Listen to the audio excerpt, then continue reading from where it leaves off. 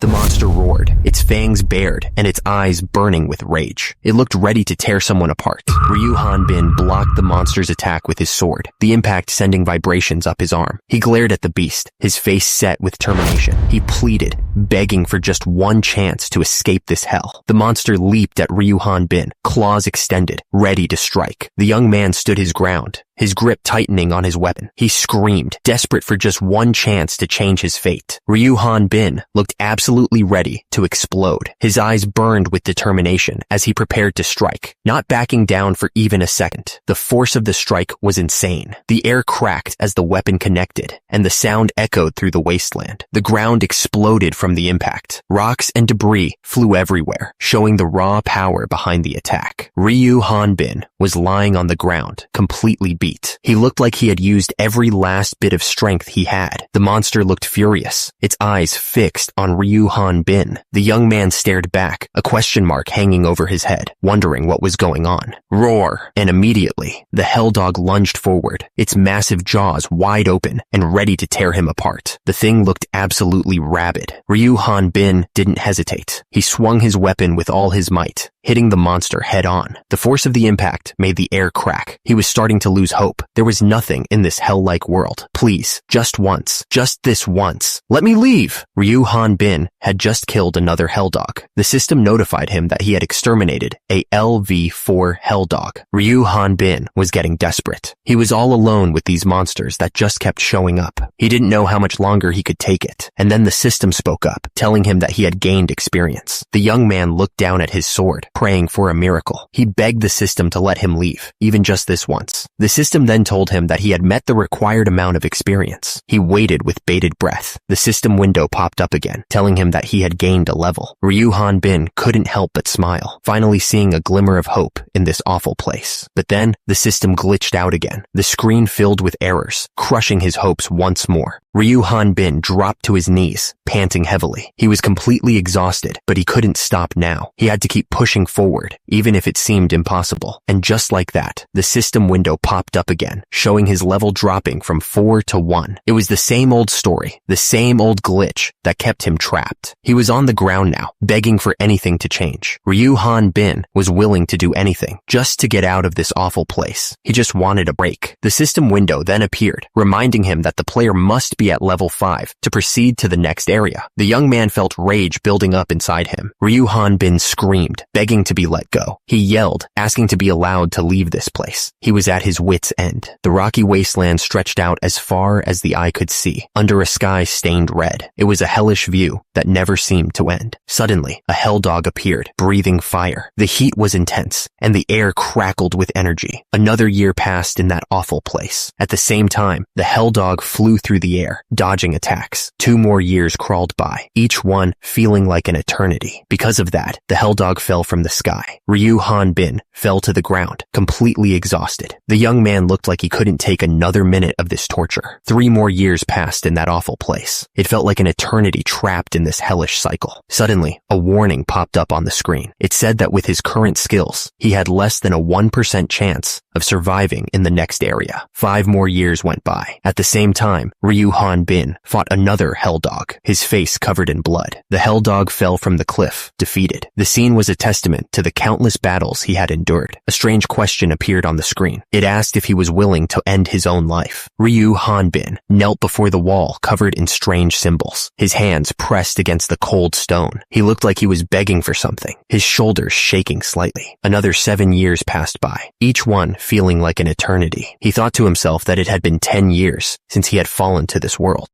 The warrior admitted to himself that he had given up counting the days. Ryu Hanbin was surrounded, but he didn't seem to care. He swung his massive sword, the force of the blow sending the monsters flying back. The scene was a chaotic mess of bodies and broken rocks. The blade cut through the air with incredible speed. It looked like nothing could stop it. The air pressure alone was enough to tear through the monsters. The sword slammed into one of the monsters with a sickening crunch. The monster was instantly pulverized. Pieces of it went flying in every direction. Ryu Hanbin stood over another monster, his sword dripping with blood. The creature looked up at him, its eyes wide with terror. The young man was a force of nature. The monster's claws reached out, desperate to defend itself. It was a futile effort. The claws looked sharp, but they wouldn't be enough. Ryu Hanbin was getting stronger with each fight. He could feel it in his muscles, a raw power that was growing every day. Now that he thought about it, something was off. He couldn't shake the feeling that he was missing something important. Ryu Hanbin lifted his massive sword over his head. The weight of it was almost nothing to him now. After all this time, he wondered what his level really was. The numbers the system showed him never seemed to match up with how strong he actually felt. Ryu Hanbin swung his sword at the monster with incredible force. The blade cut through the air, heading straight for its target. The area was covered in the remains of the monster. It was a brutal end to a long fight. Turns out, this is the survival story of a sword king in a fantasy world. The title card makes it sound like it's going to be quite a journey. Turns out, this is a world called Thelaratha, and immediately after that, the system tells him that he's been selected as the chosen one. The system then explains that his goal is to survive and get stronger in this world. But at that moment, a monster bites his arm and he screams in pain. The monster pins the young man to the ground. He screams in terror, realizing he's in deep trouble. Suddenly, the guy kicks the monster away, sending it flying. The monster whimpers, clearly hurt. Ryu Hanbin was on the ground, panting heavily. He looked around, completely lost and confused, asking himself what the hell was going on and where he was. He noticed a dog and wondered what it was, but at the same time, the hell dog lunged at him with its fangs bared, ready to attack. He didn't even have time to process what was happening to him. Everything became a blur of pain and fear as the monster attacked. He screamed as he kicked the hell dog with all his might, sending it flying away. The monster whimpered in pain. The one thing he knew for sure was it dead? He stared down at the monster, trying to understand what had just happened. He realized that if he didn't kill the monster, it would definitely kill him. It was a matter of survival. The hell dog was ready to attack, its fangs bared and its eyes glowing red. And immediately, Ryu Hanbin told it to stay back, trying to defend himself. Ryu Hanbin shouted, demanding to know why he was being attacked. But then he noticed something strange. A guide line. The screen showed the hell dog's level and species, describing it as the lowest level monster in Thelaratha. It also said the monster possessed strength similar to an unequipped adult male. The screen explained that players could level up by gaining experience from defeating powerful monsters. Ryu Hanbin was completely lost, wondering what the hell this was all about. Ryu Hanbin looked at the hell dog, a confused expression on his face. He wondered if he had somehow gotten stuck inside some fantasy game world. The young man was starting to think this wasn't just a weird dream. He started to think about when things had gone so wrong. It was like his life had taken a turn he didn't see coming. He was lost in thought, trying to figure out what had happened. Ryu Hanbin's eyes were unfocused as he thought back. He was trying to piece together the events that led him to this strange place. The young man looked dazed and confused. Ryu Hanbin said that he would wake up slowly every day at noon. He wondered if he had been too lazy. It was a habit he had fallen into, and now he was questioning it. Ryu Hanbin remembered that he had just been discharged from his mandatory military service 3 months ago. He felt he had reason enough to lay back and relax a bit. He wondered what he should do today to kill time, as he had believed that after finishing his service, he would be able to dive right into being part of society. Ryu Hanbin thought that the last 3 months had been a total blur. Nothing about him had changed, not even in the 2 years he served. He was starting to think this was reality. The young man was getting pretty bored with all this. It hit him that this was actually his life now. He didn't seem too happy about it. He just kept eating, looking totally uninterested in anything around him. The guy looked like he had nothing better to do. Suddenly, Ryu Hanbin's eyes widened. He looked up, totally surprised by something. He was so shocked that he fell backward out of his chair. The young man scrambled to get up, his eyes darting around in a panic. Ryu Hanbin screamed at the top of his lungs, his face contorted in a mix of shock and pain. He looked like he was going through something really intense. And in his old room, the chair spun around, now empty. It was like he'd vanished into thin air. The room was quiet, with just the chair and desk sitting there. The air hung heavy with unspoken questions. Suddenly, a message appeared, stating that all the chosen ones had been gathered. It was a pretty ominous message. He wondered if he was dead, if this was all there was. The young man had heard there were 7 billion candidates. Ryu Hanbin was surrounded by other figures, all standing exposed in the bright light. He wondered who was talking to him, questioning if it was some kind of god. He couldn't see anything clearly. The voice explained that they had billions of candidates to choose from, which was why they were able to find so many chosen ones. At the same time, Ryu Han-bin was still trying to figure out what the heck they were talking about. It made no sense to him. Then, another voice ordered someone to transmit the guidelines to all the players. It sounded like they were running some kind of game. One of the voices questioned if they were sure about doing things this way, saying it seemed too artificial. The other voice responded, asking if it was a person and not a god. It explained that it served as enough motivation and assistance in judging their situation, something already tested with previous chosen ones. The first voice said that he understood and announced that he was starting the guideline transmission. It sounded like things were about to get real. Suddenly, a blinding light filled everything. It was so bright that it was hard to see anything at all, and immediately, Ryu Han-bin was sent spiraling downwards. He had no idea what was happening, but it didn't feel good. Ryu Han-bin screamed, his face contorted in pain and confusion. Everything around him seemed to be glitching out. The young man looked down at his body, noticing it was still glitching. He was also able to read a message that said, "Oops, I made a mistake." Mistake? What the hell? Then, another message appeared, explaining that there seemed to be an error with the guideline. This was getting ridiculous. Ryu Han-bin thought to himself that it was only one person, so it shouldn't be too bad. He was trying to stay positive, despite the crazy situation. And immediately, Ryu Han-bin was falling downward. He screamed, his arms flailing helplessly as he plummeted. At the same time, a message appeared, stating that Chosen One, number 398, was starting dimensional transport. Ryu Han-bin realized that he had been chosen.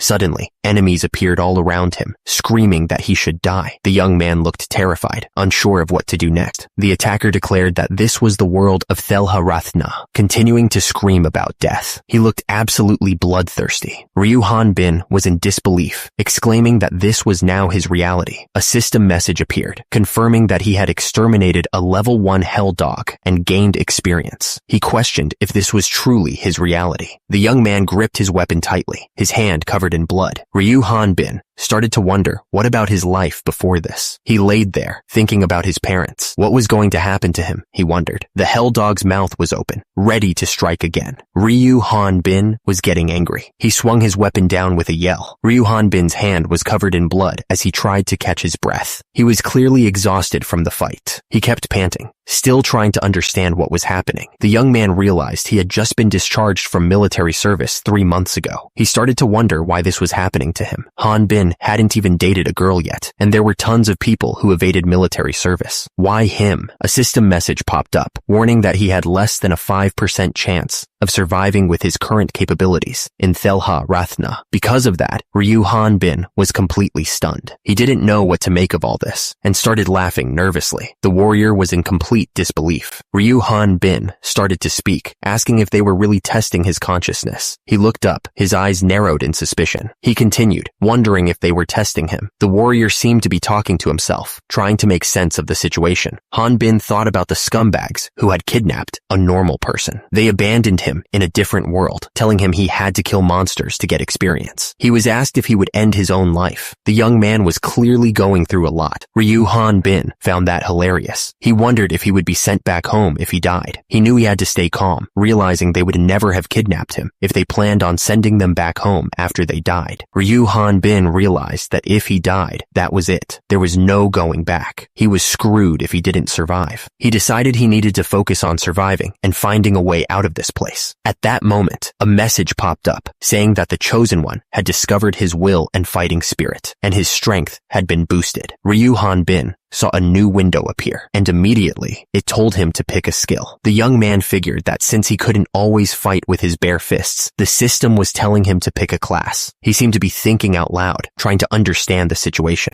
He saw that warrior was an option, described as a melee class that could use various martial arts. On the other hand, Ryu Han-bin thought that melee was only fun in games, not in real life. Ryu Han-bin thought that long-distance combat was the best. He saw that the magician class used mana and could control magic, so He chose the magician class, but immediately, a loud beep told him that his selection was rejected because he didn't have the ability for that class. Ryu Hanbin wondered if a person's ability also mattered. He then tried to pick the magic swordsman class, but another beep told him that his selection was rejected again. He then tried to pick the healer or priest class. He already knew what the answer was going to be. And of course, the system told him that he had selected the warrior class. The young man was crying because it wasn't even a selection at this point. The system then told him to pick a beginner's weapon. Ryu Hanbin thought that a long-distance weapon was a must. He chose the long spear and nothing else. The system started to choose the weapon. The interface was bright, like a game screen, and right away, the system said that he had selected the long sword as his beginner's weapon. It didn't seem to be listening to him at all. Ryu Hanbin pointed, telling the system that it was supposed to be the long spear, not the long sword, but the screen showed an error message. Ryu Hanbin looked shocked and asked what was wrong with all these errors. He was starting to get really frustrated. The system suddenly admitted that it had made a mistake and that there seemed to be an error with the guideline. The thing even cursed. Ryu Hanbin looked stressed, realizing that the guideline, the only useful thing he had, was also malfunctioning. He asked himself, what was up with all these errors? He started laughing like a maniac, saying that he didn't like acting according to what those scumbags wanted anyway. He was going to do what he wanted. At least the sword was better than a rock, he thought to himself. But he didn't want to die, not even more than he already had. He was determined to survive, no matter what it took. He just couldn't bring himself to die again. Ryu Hanbin gripped the sword tightly, his eyes focused and determined. The young man was ready to face whatever came next. The story was about to get started. It was about to be revealed just how his life went to hell. Ryu Hanbin was about to explain how his unending, hellish life of leveling up began.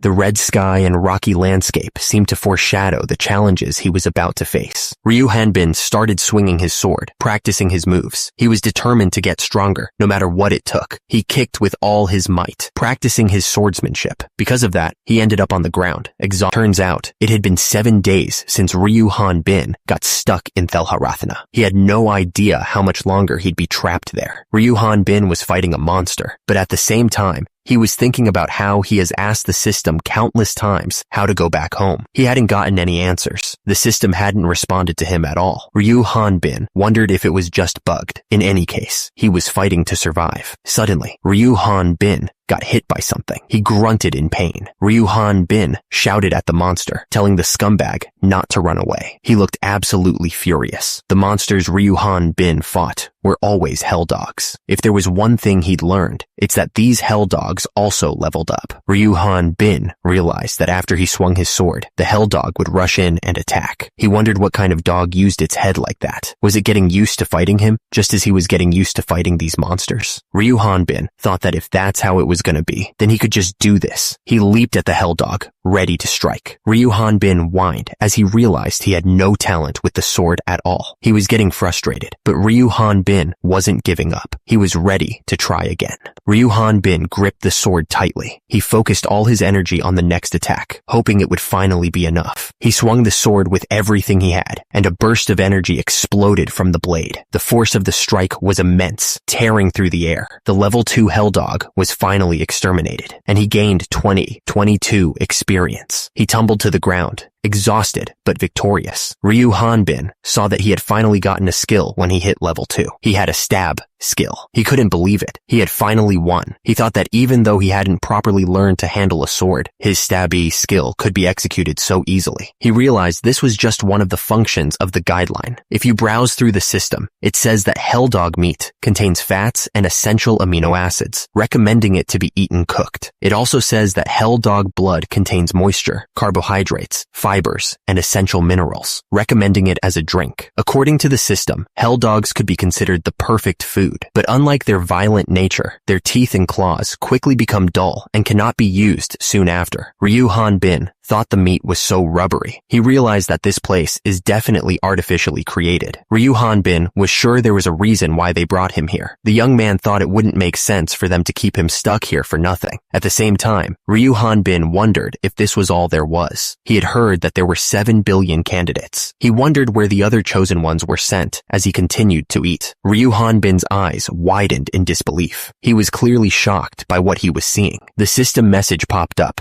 saying that he could leave the Rock Mountains once he reached level 5 and met up with other chosen ones. Ryu Han-bin was surprised, repeating the words Rock Mountains to himself, wondering where he was. The system explained that the Rock Mountains were a starting safe zone where the death rate was lower and gaining experience was more efficient. It was an area where the chosen ones could learn about their situation and grow to level 5. The message continued, saying that stat-matched monsters only appeared in safe zones and that he should meet up with other chosen ones in Thelaratha. It added that once he reached level 20, he would be able to complete the Thelaratha map and travel to the Rathna continent. Ryu Han-bin was so frustrated that he grabbed his head and shouted for the system to wait. Ryu Han-bin tried to make sense of it all, asking himself to get this straight. He realized that this area was a newbie area where players could raise their levels to level 5. If he got to level 5, he could go to the next area and party up with other chosen ones and level up to 20. He thought about what would happen once he reached level 20. Would he be transported to the Rathna continent where the real fight begins? Ryu Han-bin stared at the error message, asking what he had to do on the Rathna continent. He was immediately met with more errors from the system. He shouted that it was happening again. He realized that the Hell Dogs were getting stronger as he leveled up. Ryu Han-bin noticed the level comparison between himself and the monsters. He thought that might be an important fact. Ryu Han-bin wondered if he could ever go back home. He sighed, realizing that he couldn't trust his guideline anymore. He looked angry and confused. In order to meet other chosen ones and get more information, he needed a plan. The young man knew he had to reach level 5. Ryu Han-bin was determined to get to level 5 and leave this dump. He was tired of the constant errors and wanted to find some answers. Ryu Han-bin went looking for hell dogs to hunt. He got hit by one of them, and he yelled that it hurt, calling the monster a scumbag. He looked furious. The hell dogs got stronger as he did, so it didn't get any easier to defeat them. The hell dog was being attacked by Ryu Han-bin's sword. He gained experience after the fight. The system told him that he had met the required experience and would now gain a level. Ryu Han-bin looked like he was screaming in excitement. The system informed him that he had learned the side-slash skill. Ryu Han-bin continued to face the ever-growing hell dogs, ready to use his new skill. He fought, even though the level 3 hell dog possessed strength similar to an unequipped novice warrior. Ryu Han-bin swung his sword at the hell dog with all his might. Ryu Han-bin got hurt in the fight, his face showing the pain. But immediately after, a level 3 hell dog was killed, so at least he won. He ate, slept, and fought, repeating the cycle again and again. The young man was trapped in a loop of survival. He got injured, then killed the hell dog, and finally ate to recover. It was a brutal routine. He slept, fought, got injured, killed, and then fought again. The warrior was stuck in a never-ending grind. The system kept spamming messages that level 3 hell dogs had been exterminated. But then, a message popped up saying a level 4 hell dog had been taken out. The system announced that the level 4 hell dog had been taken out. It fell to the ground, defeated. Ryu Han-bin was sent flying backwards from the force of the attack. He was clearly struggling to keep his balance. Ryu Han-bin was on the ground, struggling to get up. But at the same time, the hell dog was right above him, ready to bite him. Ryu Han-bin didn't waste any time and attacked. The hell dog growled, ready to fight back. Ryu Han-bin used the side-slash skill. The system then told him that he gained 81 experience. The system announced that Ryu Han-bin had met the required experience. He was ecstatic. The young man shouted that he had done it after 27 days. The system then told him that he would now gain a level. Ryu Han-bin thought about how he had even learned 3 skills up until now: stab, side slash, and vertical slash. He realized that not only that, but his body had begun to see the effects of the stats that he'd gained as well. He thought that this was a man's physique at its finest. Even the two-handed longsword that was difficult to lift at first could now be easily swung. In this world, one can see the results of their hard work. Ryu Han-bin flexed, admiring his muscles. He was proud of the results. Our hero thought that in this world, one could see the results of their hard work. Suddenly, Ryu Han-bin noticed an error message on the screen. He was confused. The young man exclaimed, "Wait, that's what I thought. What's going on?" Ryu Han-bin noticed that his level had gone up to 4, but then immediately dropped back down to 1. He was confused. The young man muttered, "Huh?" Ryu Han-bin started laughing, but it was clear he was annoyed. He said that the guideline was spazzing out again and asked if it was just the message that was bugged. Ryu Han-bin decided to check his status window. He saw that he was still listed as level 1. The warrior thought to himself that he should take a look at his status window. Ryu Han-bin screamed in frustration. He was clearly not happy with the situation. Ryu Han-bin tried to calm himself down. He told himself that he needed to calm down. Ryu Han Bin saw that he was level 1 again, but his stats were still there. He also noticed his skills like stab, side slash, and vertical slash were still available. At first, the warrior tried to look at things optimistically. Since he was in the safe zone, Ryu Han Bin thought that meant the Hell Dogs would also be level 1. He figured he could get more stats more easily, but then he realized this was freaking awesome. The rocky landscape stretched out before him, the red sky hanging heavy above. However, the Hell Dog in front of him was also level 1. The Hell Dog looked up at Ryu Han Bin, its eyes glowing red. The enemy was ready to fight. Ryu Han Bin realized he was wrong about the Hell Dogs. The Hell Dogs kept getting stronger, even though their levels didn't change. He kept putting his life on the line in every fight.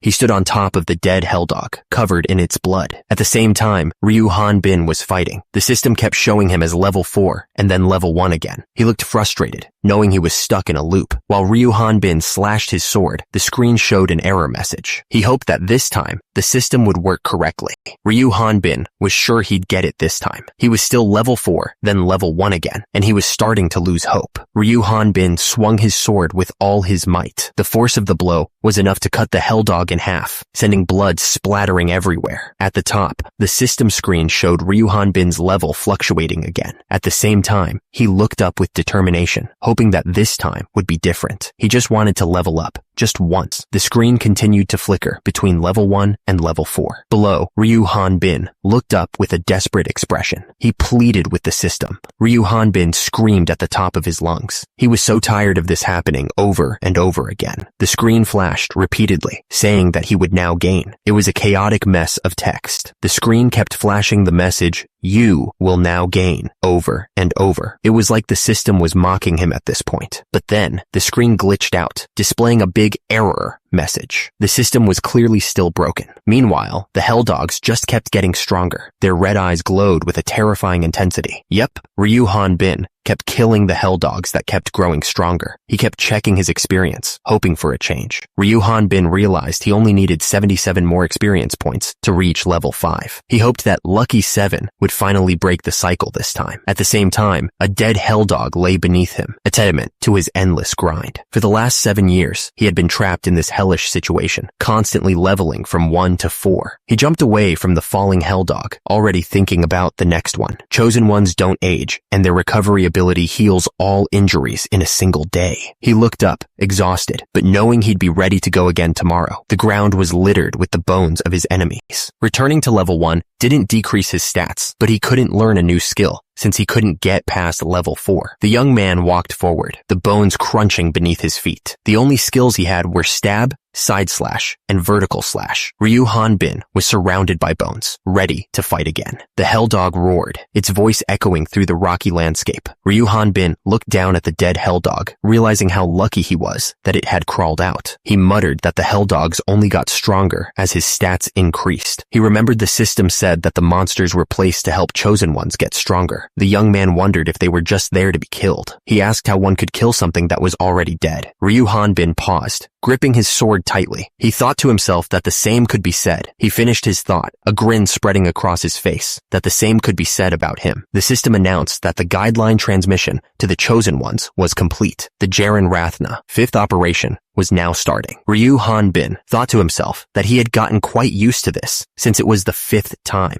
He figured that even if it was another world, players would normally take at most about a year to clear the area. He continued, hoping that there would be some useful players this time around. The young man seemed to be expecting something. Ryu Han Bin wondered what kind of world this was. He asked himself if it was disposed of or broken, finding it quite suspicious. Turns out, Ryu Han Bin was currently logged into Thelaratha. He looked calm, but you could tell he was thinking hard. Ryu Han Bin reached out his hand, feeling the soft sheets. The room looked clean and modern, a far cry from the rocky wasteland he was used to. Ryu Han Bin wondered if he was back home. It made sense, since he had just gotten discharged. The young man decided he would sleep a little longer. Suddenly, a bunch of ding sounds went off. It was so loud that it woke him up. Ryu Han Bin saw a message asking if he would end his own life. Our hero's eyes snapped open, focusing on the message. He looked like he was about to explode with anger. Ryu Han Bin slapped the screen with incredible incredible force, completely shattering it. He looked absolutely furious.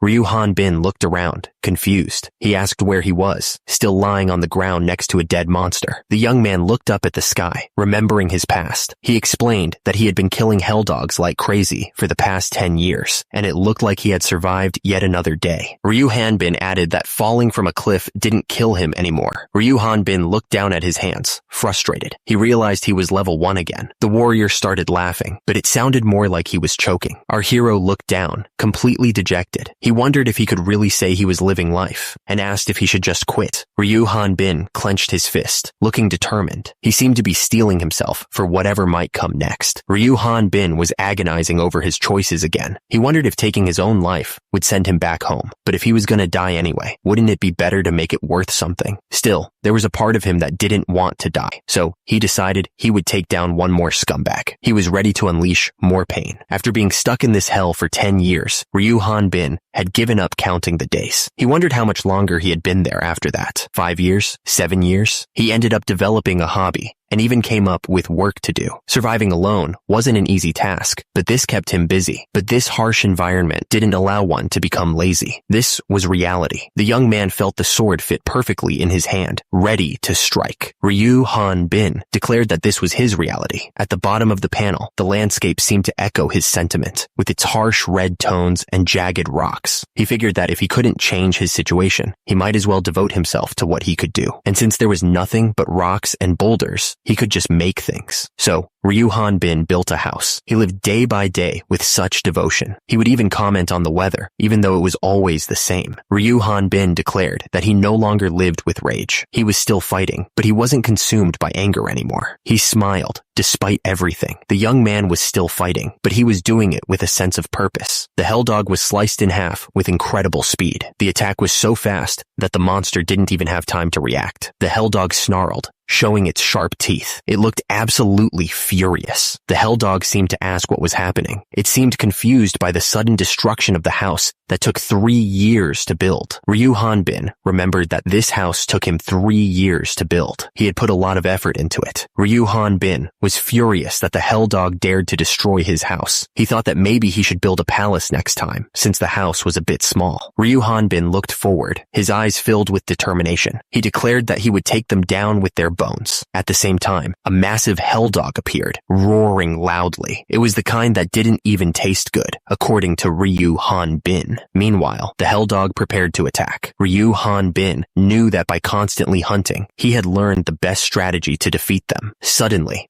the hell dog unleashed Dragon's Breath attack. Ryu Hanbin seemed surprised by this turn of events. The hell dog's attack continued, blasting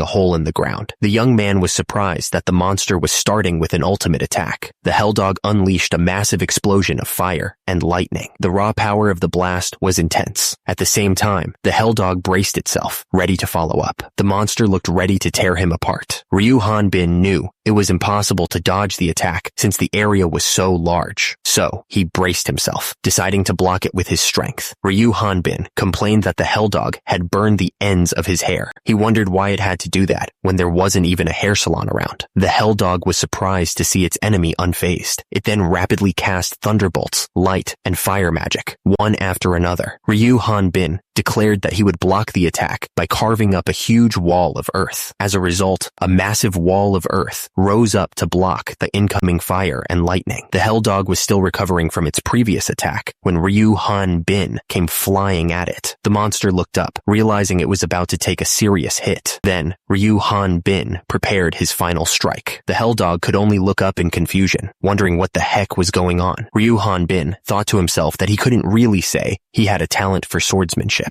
Meanwhile, the hell dog was getting slammed by the full force of his attack. Ryu Hanbin shouted that he'd got it. He added that he didn't have any other skills since his level wouldn't increase either, which really sucked. Ryu Hanbin was getting ready to unleash another attack. He was really putting his all into this, and he said he was going to do it. Turns out, after using vertical slash, side slash, and stab 10,000 times, he had combined 3 skills into one. He named it Cross Impact triple cross attack. The warrior admitted it wasn't a real skill, but he was confident that no monster could survive it. Ryu Hanbin was lying on the floor, exhausted. He wondered if he had somehow managed to survive yet another day in this crazy place. Someone was logged into Thelaratha, and they realized it was Ryu Hanbin. The guy was shocked, saying that it was that kid that got bugged a long time ago. He couldn't believe that he was still there. The person remembered that the 5th generation was operating in Jaren Rathna right now. He added that the 4th generation was at Roha Rathna. It hit him that the 3rd generation went to Thelna Rathna, which meant it had been 22 years. The guy was in a panic, saying that he wouldn't be able to come up with an excuse if that person found out. He also said that he couldn't kill him either. He was so frustrated and didn't know what to do. Then, Ryu Hanbin's level 4 stats popped up on the screen. The person was baffled, wondering how he had survived for 22 years at level 4. He thought that his stats and skills were garbage too. Ryu Hanbin thought that after all this time, what he saw had naturally become the norm. He was probably used to it after all these years. He wondered why the sky was red, where the sun never rose or set without warning. He also asked himself why there were clusters of dead tree branches on the ground, and Ryu Hanbin couldn't believe it. He was finally free from that place. He had been stranded on a rock-filled mountain of hell. The young man was laughing as he fell through the air. Ryu Hanbin was sent flying and landed in some water. The sign said he was in the Sath Forest, in the Greyloot Kingdom, on the northern Rathna continent. He was laughing like crazy, happy to be out of that awful place. He stood up, looking around at the new scenery. Ryu Hanbin admitted he didn't know what was going on, but it was way better than that god-forsaken mountain. He noticed he was still a little damp. He thought it was weird that he suddenly became level 5 when he got here. Ryu Hanbin checked his stats. Level 5 swordsman, strength 8, health 21, recover 15, plus vertical slash, language translation, and a communication skill. The young man wondered why he was transported here in the first place, since he needed to be level 20 to come to the Rathna continent. He was still confused, wondering why he was transported here. What the hell was he supposed to do? Ryu Hanbin realized it was pointless to ask, since there was no one to answer him. Suddenly, a new window popped up in front of him. Ryu Hanbin had never seen this window before, and he stared at it with curiosity. Ryu Hanbin stared at the new message. It said his final mission was to kill one of the 6 goddesses of Rathna. He looked stunned by the insane request. If he killed a goddess, the reward would be eternal youth and immortality, and he'd be sent back to Earth with his stats intact, plus 3 wishes. Then his reward was going back to Earth? The system warned him to keep his identity as a person from another world a secret, and to register at the Hunters Guild in the corporate city of Onpros. Hunter? Suddenly, a loud roar echoed through the forest. The wyvern appeared above him, letting out a deafening cry. Ryu Hanbin turned and ran, shouting that it was a monster. He didn't want to fight whatever that thing was. He stopped and looked back, asking what the hell that thing was. Ryu Hanbin was clearly terrified. Ryu Hanbin stared in disbelief. He asked why the hell the first monster to appear was a dragon. The wyvern glared down at him. It called him a disgusting otherworldly demon and asked how he dared enter its forest. Ryu Hanbin looked up, realizing he was in trouble. He wondered if the wyvern planned on fighting him without a weapon. The young man cursed, realizing he needed to grab his sword. He steeled himself, knowing he had to act fast. Ryu Hanbin knew he was out of time. If he didn't do something right now, it would be too late. Ryu Hanbin yelled that he would burn the enemy to ashes. He added that if he was in a situation like this, it was the perfect time to shake his enemies. He declared that killing the enemy came after. The young man looked confident, ready to beat the wyvern. The wyvern said how ridiculous Ryu Hanbin was, and immediately, the young man jumped away to grab his sword. Ryu Hanbin looked around for his sword. He was shocked that it wasn't there. The screen showed the survival story of a sword king in a fantasy world. It was an epilogue about a brilliant dragon in the sky and dragon knights of the Xrad kingdom. Turns out that dragon mount's name was Ephor, and she was the great pride of the knights. She kept asking for food in a cute way, but a big problem came up for Ephor. The kingdom's prince kept bugging her to let him ride her. However, it wasn't easy to ride a dragon. Ephor's knight was killed, and she had to run away from the kingdom. Luckily, some nice knights helped her escape. The lonely dragon didn't even have time to be sad, because otherworldly humans kept showing up in the forest. Even though she was trained to fight, Ephor never killed anyone. She would let them live, telling them to wait. So, was this kind dragon really a source of disaster? Then, lots of of otherworldly hunters got together to hunt her down, beating her badly. Efer realized that letting those otherworldly humans live was a terrible mistake. She looked sad and a little ashamed. Efer was crying, saying that she had no choice after all those otherworldly humans kept showing up. She insisted that she wasn't a dragon. The wyvern continued, explaining the difference. Dragons have 4 legs with wings on their shoulders, but wyverns have wings on their forelegs. She insisted that this was common knowledge. Ryu Hanbin didn't care about any of that. He demanded to know how she figured out he was from another world. He looked really angry. Efer started sobbing, saying she couldn't tell just by looking at him, but she knew that their bodies disappeared when they died, and Rathnians hardly ever came to this forest anyway. Ryu Hanbin wondered if she had just assumed he was an otherworldly person. Ryu Hanbin realized that meant no one would be able to figure out his identity just by looking at him. He wondered if this was the Sath Forest in the Grey Loot Kingdom, but then he remembered that the Grey Loot Kingdom was destroyed a long time ago. Now it's called the X-Rad Kingdom. He realized his guideline hadn't. Efer was being held down. He was saying that his guideline had not been updated. What the hell is going on? He asked, sounding really confused. The wyvern begged him not to kill him, saying he didn't think Ryu Hanbin would be so strong. Ryu Hanbin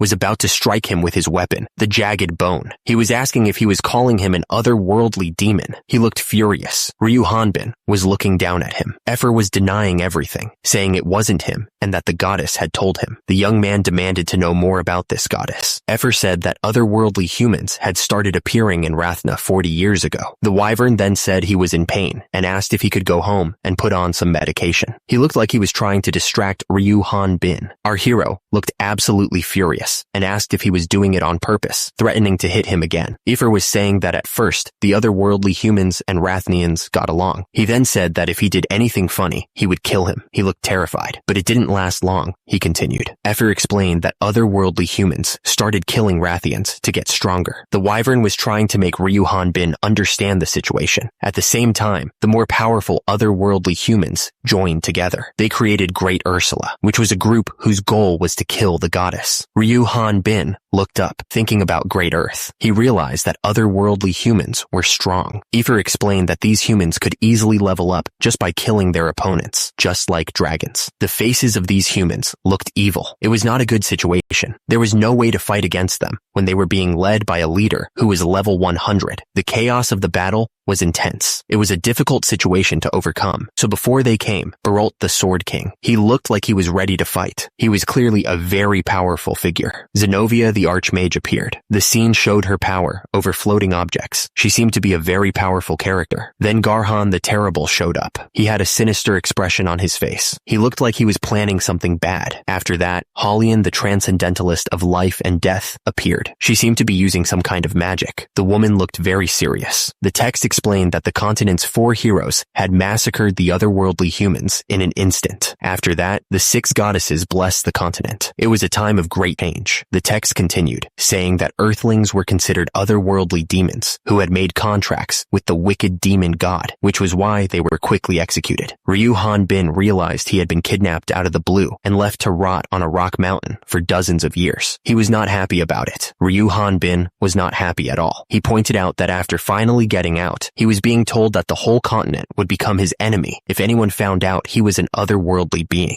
Ryu Hanbin couldn't believe it. He asked if the goddesses were scary enough to make that happen, since all this had happened before he was even born. He didn't give a rat's ass whether he made a deal with a goddess or became their underling. The young man was going to kill that demon god. Ryu Hanbin was determined to get his butt back home alive. He looked absolutely serious about it. Ryu Hanbin realized that he couldn't let anyone know his true identity. At that moment, Efer swore that he wouldn't tell anybody, promising to live as a normal wyvern and pretend not to know how to speak. The scream echoed through the mountains, loud enough to shake the trees. 5 days later, after leaving the South Forest, a huge castle wall stretched across the horizon. It was Onpros City, located in the northern part of the X-Rad Kingdom, with a large size and population. Nearby was the South Forest and a dungeon in the Ifan Plains. Countless monsters continuously appeared in that dungeon. Because of that, many hunters tried to get rich quick by putting their lives on the line. Ryu Hanbin was heading towards the Hunters Guild in Onpros City. The building looked pretty busy, with people coming and going all the time. The people who came to this place were either hunters looking for work or just looking to relax. At the same time, others were getting ready to risk their lives in the dungeons. Some people went went to the guild to become hunters. They were arguing with a woman about something, probably about getting accepted, or they could be otherworldly beings, just trying to find their place. They were walking into the guild, hoping to find some kind of purpose. The man looked absolutely shocked as he saw Ryu Han Bin walk in. He couldn't believe how huge he was, and admitted he'd never seen anyone like that before. The people inside the Hunters Guild looked up, whispering to each other. They were wondering if this guy was from another guild. The woman at the front desk started to get annoyed, but then she saw Ryu Han Bin. She immediately changed her tone, giving the guy a big smile. She asked if this was his first time at the Onpraus Hunters Guild. The lady wondered how she could help him. Ryu Han Bin paused for a moment, gathering his thoughts. He looked determined to say what was on his mind. Ryu Han Bin finally spoke, making his intentions clear. He wanted to become a hunter. A voice echoed from inside the cave, asking if Ryu Han Bin wanted to be helped. The voice sounded cautious, like it wasn't used to talking to people. Ryu Han Bin confirmed that was right. He explained that even if his looks weren't suspicious, the fact that he didn't have any clothes or gear from this world would give him away. He added that the creature would probably kill him after helping him. Ryu Han Bin pointed out that the creature had been killing people because it was a wanted beast. He reasoned that it wasn't like the creature could go around telling people about him. Plus, he added another point. Ryu Han Bin smiled, his eyes crinkling at the corners. He admitted that it had been so long since he'd had a decent conversation like this with another person. He seemed genuinely happy to be talking. The blue creature stared blankly. Meanwhile, a group of people were celebrating, holding the creature's head up as a trophy. The blue creature looked thoughtful. It was probably thinking about whether it was making a huge mistake. The blue creature agreed to help, but told Ryu Han Bin not to tell anyone about it. Ryu Han Bin was super happy and thanked it. He even said, "Okili dokili," but the creature immediately pointed out that nobody says that there. The blue creature suggested that Ryu Han Bin change his clothes, but as the young man started to change, the creature was shocked. Ryu Han Bin asked what was wrong. The creature pointed out that he was exposed. Ryu Han Bin didn't understand what the big deal was. He pointed out that the creature was exposed too.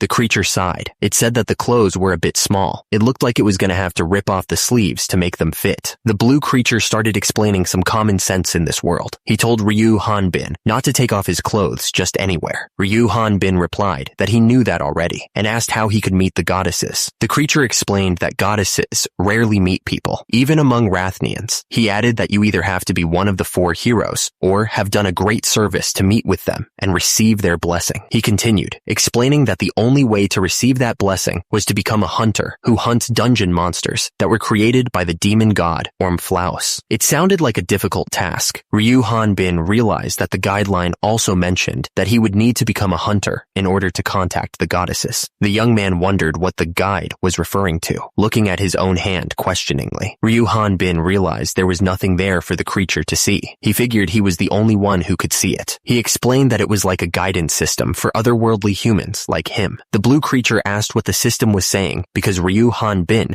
mentioned it was broken. The young man didn't answer. The sound of heavy footsteps echoed through the hallway. Someone was walking with purpose, their armor clanking with each step. The man explained that unlike other jobs, a hunter has a more free lifestyle. He added that it isn't suspicious for them to have a high level. The speaker warned that Ryu Han Bin needed to be extra careful. The man explained that many others like him would have gone through the same method. The blue creature told Ryu Han Bin not to act like a foreigner. Ryu Han Bin replied that he wouldn't, but then he noticed his hair wasn't cutting correctly. He wondered if it was because he was putting too much energy into his body and that he couldn't seem to relax because he was so nervous. The guild staff told Eric Garoon not to be nervous and asked if he was from North Kambul. Eric replied that he was, but he was stuttering. He thought to himself that he looked shady for sure. The guild staff welcomed him to the Onpraus Hunters Guild. Eric thought to himself that he was safe. Ryu Han Bin thought he would have been in deep trouble if he had followed the guidelines' advice. He wondered how someone who wasn't even a hunter could travel across the kingdom. The young man told himself that he had to say he came from North Kambul. The guild staff asked if he wanted to transfer to their guild from another. Eric replied that he didn't. The woman then asked what she could help him with. Ryu Han Bin stated that he wanted to become a hunter. He was determined to make it happen. At the top, the guild staff looked at Eric Garoon with a suspicious smile, asking if he wasn't a hunter yet. At the bottom, 2 men were fighting, and one of them was getting knocked down.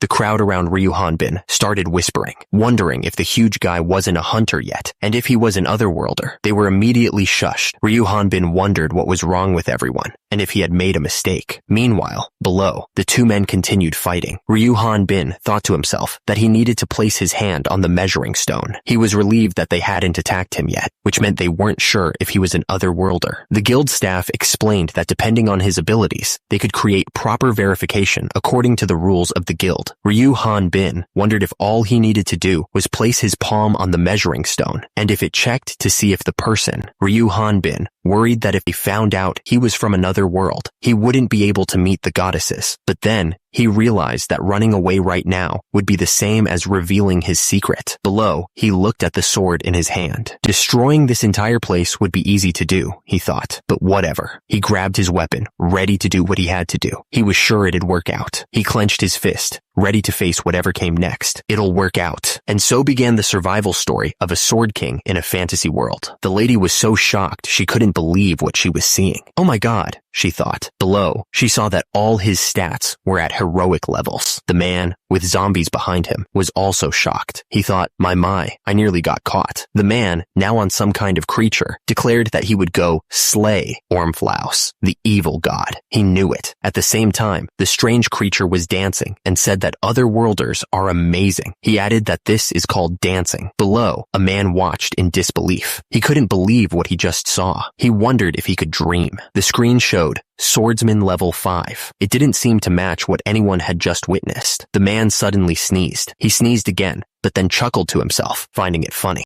Suddenly, the crowd burst into laughter as Ryu Han-bin stumbled and fell. One of them exclaimed that he thought Ryu Han-bin was an otherworlder. Ryu Han-bin looked confused and asked what was going on. He started to apologize, still a little dazed from the fall. The woman explained that most people coming from the backwoods to register are otherworldly humans. She added that if Eric Garoon's level was higher, they would have mistaken him for one. The man at the table scoffed, saying those scumbags always start at level 20. He added that they always say they want to become a hunter, even though they're already level 20, finding it unbelievable. He wondered if otherworlders were really that incredible. Ryu Han-bin thought to himself that the registration was 300 EX. He never thought he'd be happy that his level was so low, calling it a dumbass demon. The lady at the desk smiled, waiting for the young man to pay the fee. He looked nervous, gripping his coin purse tightly. Ryu Han-bin realized 300 EX was about 3 million Korean won. He thought to himself that he didn't know how hard he had saved up 400 EX. The fighter promised to pay the lady back later, wondering if being frugal would make his money last for 6 months. The men at the table noticed the country boy's hands tremble. They wondered how other worlders seemed to take out money from nowhere, but others had money to begin with. The badge replacement fee was 80 EX, and it said he should come back for a new one when he leveled up. The badge identified him as Eric Garoon, a level 5 swordsman and beginner hunter at the Onpraus Hunters Guild. Eric thought to himself that it looked like he was starting from the bottom. Eric thought that this was where he would start for real. The young man needed to make his name known in the hunters' circles. He asked if there was a certain quest they had in mind. The mention of exploring the dungeon shocked him. He repeated the word, clearly surprised by the suggestion. The man with white hair said it would be better to stay put if he was planning on becoming monster food. He added that a level 5 should know his place. Eric was confused and asked what he meant. A woman asked Mr. Loud if he and his party were planning on going to South Forest. She explained that she had heard that the dungeon monsters were increasing in numbers and attacking nearby houses. Londe said that he didn't feel easy about sending useless hunters to do the job, so he would have to go since his level was high. Someone wondered why he was acting so conceited when he was the same level as Effer. Another person noted that there wasn't even a dungeon there, so they wondered why those monsters were there. He added that he didn't feel like drinking anymore, wondering if something had appeared. He guessed that Eric was higher than the rest over there. Artis admitted that she didn't really want to get involved with him because he was annoying. She asked Londa if he still had room for one more in his party. Someone was shocked and told Eric that completing missions alone was impossible, much less going to the dungeon. Artis said that doing miscellaneous work while learning the ins and outs with Londe's party would be much better. Eric wondered if he really had to join a party with this obnoxious jerk. He thought to himself, what should he do? Londe said that he already had a newbie in his group and no room for Eric. He looked pretty annoyed. Artis introduced herself as a level 37 magician, but she noticed that the guideline was showing a higher level. She seemed confused. The woman with red hair thought that she probably had her own reasons. Eric realized he might have been staring for too long. He figured it was fine though, since Londe had said he didn't have room for him anyway, but he was was still thinking. The man declared that if Miss Segure, the pride of Onprow's Hunters Guild, made a special request to take care of this level 5 insect, then he would do it. He demanded to know what they had called him. The man told himself that he shouldn't fight Eric. He called Ryu Han Bin level 5 and asked if he was dreaming of becoming the Sword King while carrying around a big toy sword. He was clearly mocking him. The man tried to lift Ryu Han Bin's sword, but he was struggling. He wondered how the young man was carrying this thing around. It wasn't budging at all. The man strained, sweating and gritting his teeth as he tried to lift the massive sword. It was clear he was putting in a ton of effort, but the weapon wouldn't move an inch. A woman watched with wide, terrified eyes. Her face was pale, and she looked like she was about to faint from fear. Ryu Han Bin stood tall, holding his massive sword high above his head. Eric Garoon, clinging to his shoulders, told him to let go. From below, the crowd was going wild, cheering him on. They were shouting, telling the young man to fight and kill him. Suddenly, a man stepped forward, a stern look on his face. He announced that he had finally found him. Ryu Han Bin hoisted the massive sword high above his head, completely ignoring the terrified guy underneath. Eric Garoon was stuck between the giant weapon and a very muscular man, which was not a good place to be. Eric's eyes were wide with terror. He was sweating bullets, realizing how close he was to getting crushed by that sword. Up above, a woman watched with a mix of concern and disbelief. Meanwhile, the crowd below was still staring upwards, their faces a mix of shock and anticipation. A man watched the scene unfold with a strange glint in his eye. He seemed to be calculating something, a smirk playing on his lips. The man pointed out that with a body like that, Ryu Han Bin could easily take care of level 10 monsters. He seemed impressed by the sheer size of the guy. Berkman yelled at Eric, telling him not to get involved since he was training the newbie. He turned to Ryu Han Bin, asking if Eric had said his name. The guy added that fighting wasn't a problem. The massive sword was still raised high, a clear threat hanging over Eric's head. He was warned that if he wrecked the guild, he'd have to fight everyone. Eric was absolutely terrified, raising his hands in protest. He shouted that he didn't want to fight anyone and definitely didn't want to get kicked out. The guy was clearly furious, pointing a finger at Eric. He reminded him that nobody else would take in a level 5 like him. The man asked if he really thought he could do anything with such a weak level.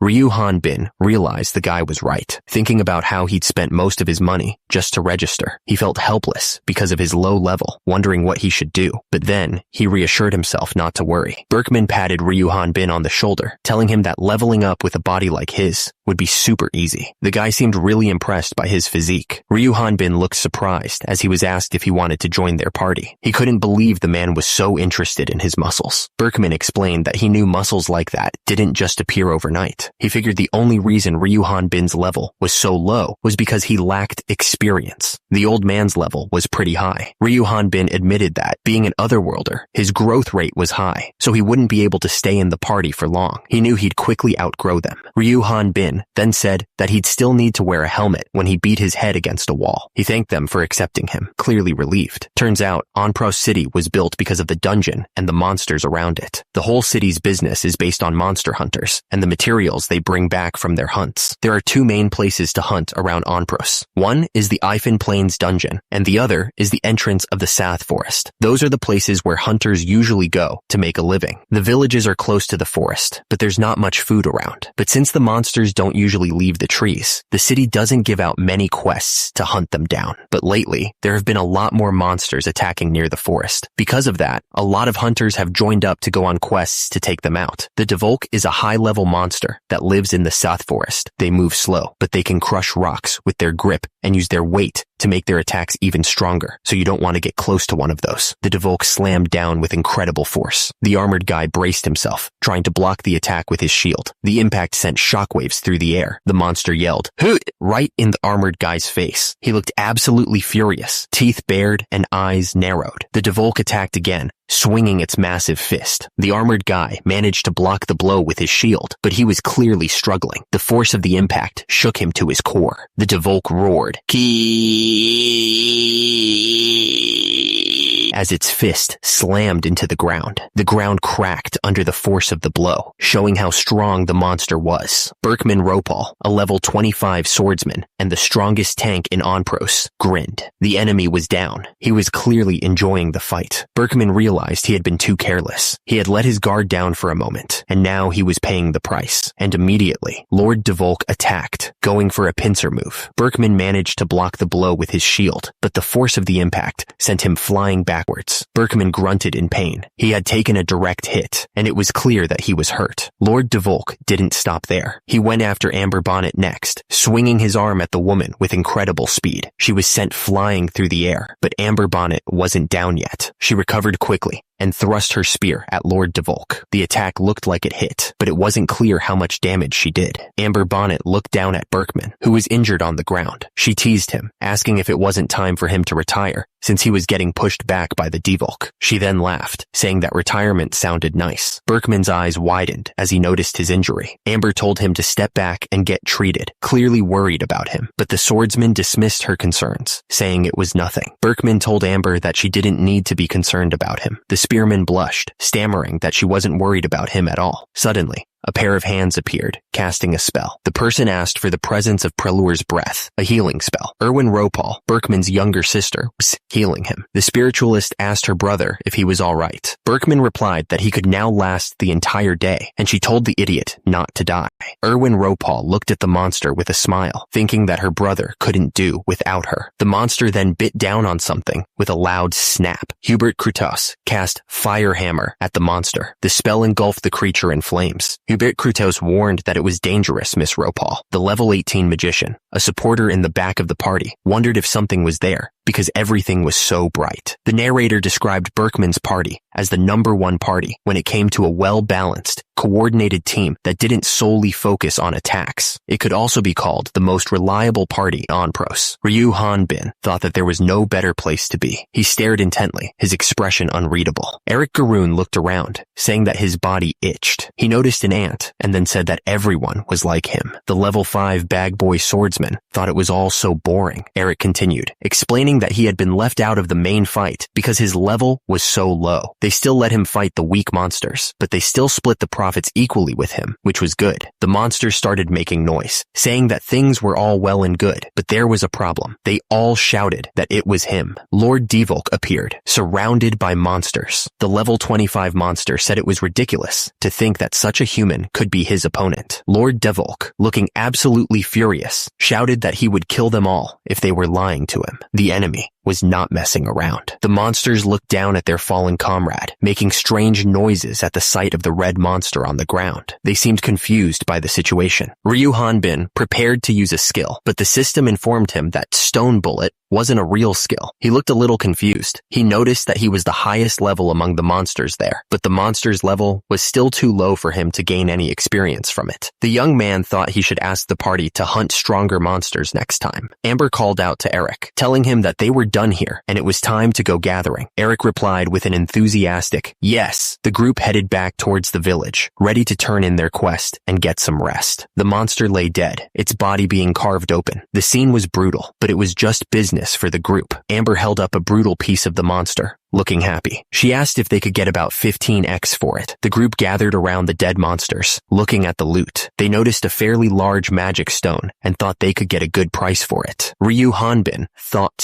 about how they could also sell the Devulk hides, killing 2 birds with 1 stone. He admitted that if he saw this scene before he was kidnapped, he would have been sick, but now he had carved up so many hell dogs, it didn't bother him anymore. Amber watched Eric, impressed by how fast he was butchering the monster. She exclaimed that she had been doing this for 20 years, asking how he was so quick. Amber asked Eric how old he was, pointing out that she hadn't aged a day after 24. She then asked if it was okay to ask about his parents, seeming a bit hesitant. Eric explained that he was kidnapped 20 years ago, so he didn't remember what his parents looked like and that it was impossible for him to go home. He added that was why he had a body like that, implying he had a secret. Amber seemed surprised by this revelation. The group reassured Eric that there was no need to struggle any longer, telling him that he was part of their family now and that everything would be okay. Ryu Han-bin thought to himself that these people were so nice. Eric thanked Berkman for allowing someone as low-leveled as him to join their party. The leader of the party replied that levels didn't matter, mentioning that he had been level 25 for 5 years. Amber was confused, asking if Berkman wasn't level 25 right now. Berkman explained that the Lord Devulk would be considered a high-level monster there. He added that they didn't need to hunt stronger monsters, since they would never go to places like the dungeon. The man looked up, his face showing a mix of surprise and confusion. Eric declared that he was going to go and practice his sword. He seemed determined to improve. Amber called out, telling him not to push himself too much. She warned him to stay away from Sath Forest, since it was dangerous. One of the women thought to herself that everyone believed that such a nice man was an otherworlder. She announced that she would go with him because she was worried about sending him alone, figuring that it would be a good idea in case a monster appeared nearby. Eric showed up, asking how practice was going. The man called out for Eric, his voice echoing in the open field. He seemed to be searching for the young swordsman. Ryu Hanbin lay on the ground, looking up at the trees. He couldn't believe what was happening. It seemed impossible. He sprinted through the forest, desperate to find any monster that could give him experience. The young man was starting to get frustrated. The warrior's face was contorted in disbelief. That's insane, he thought. It can't be true.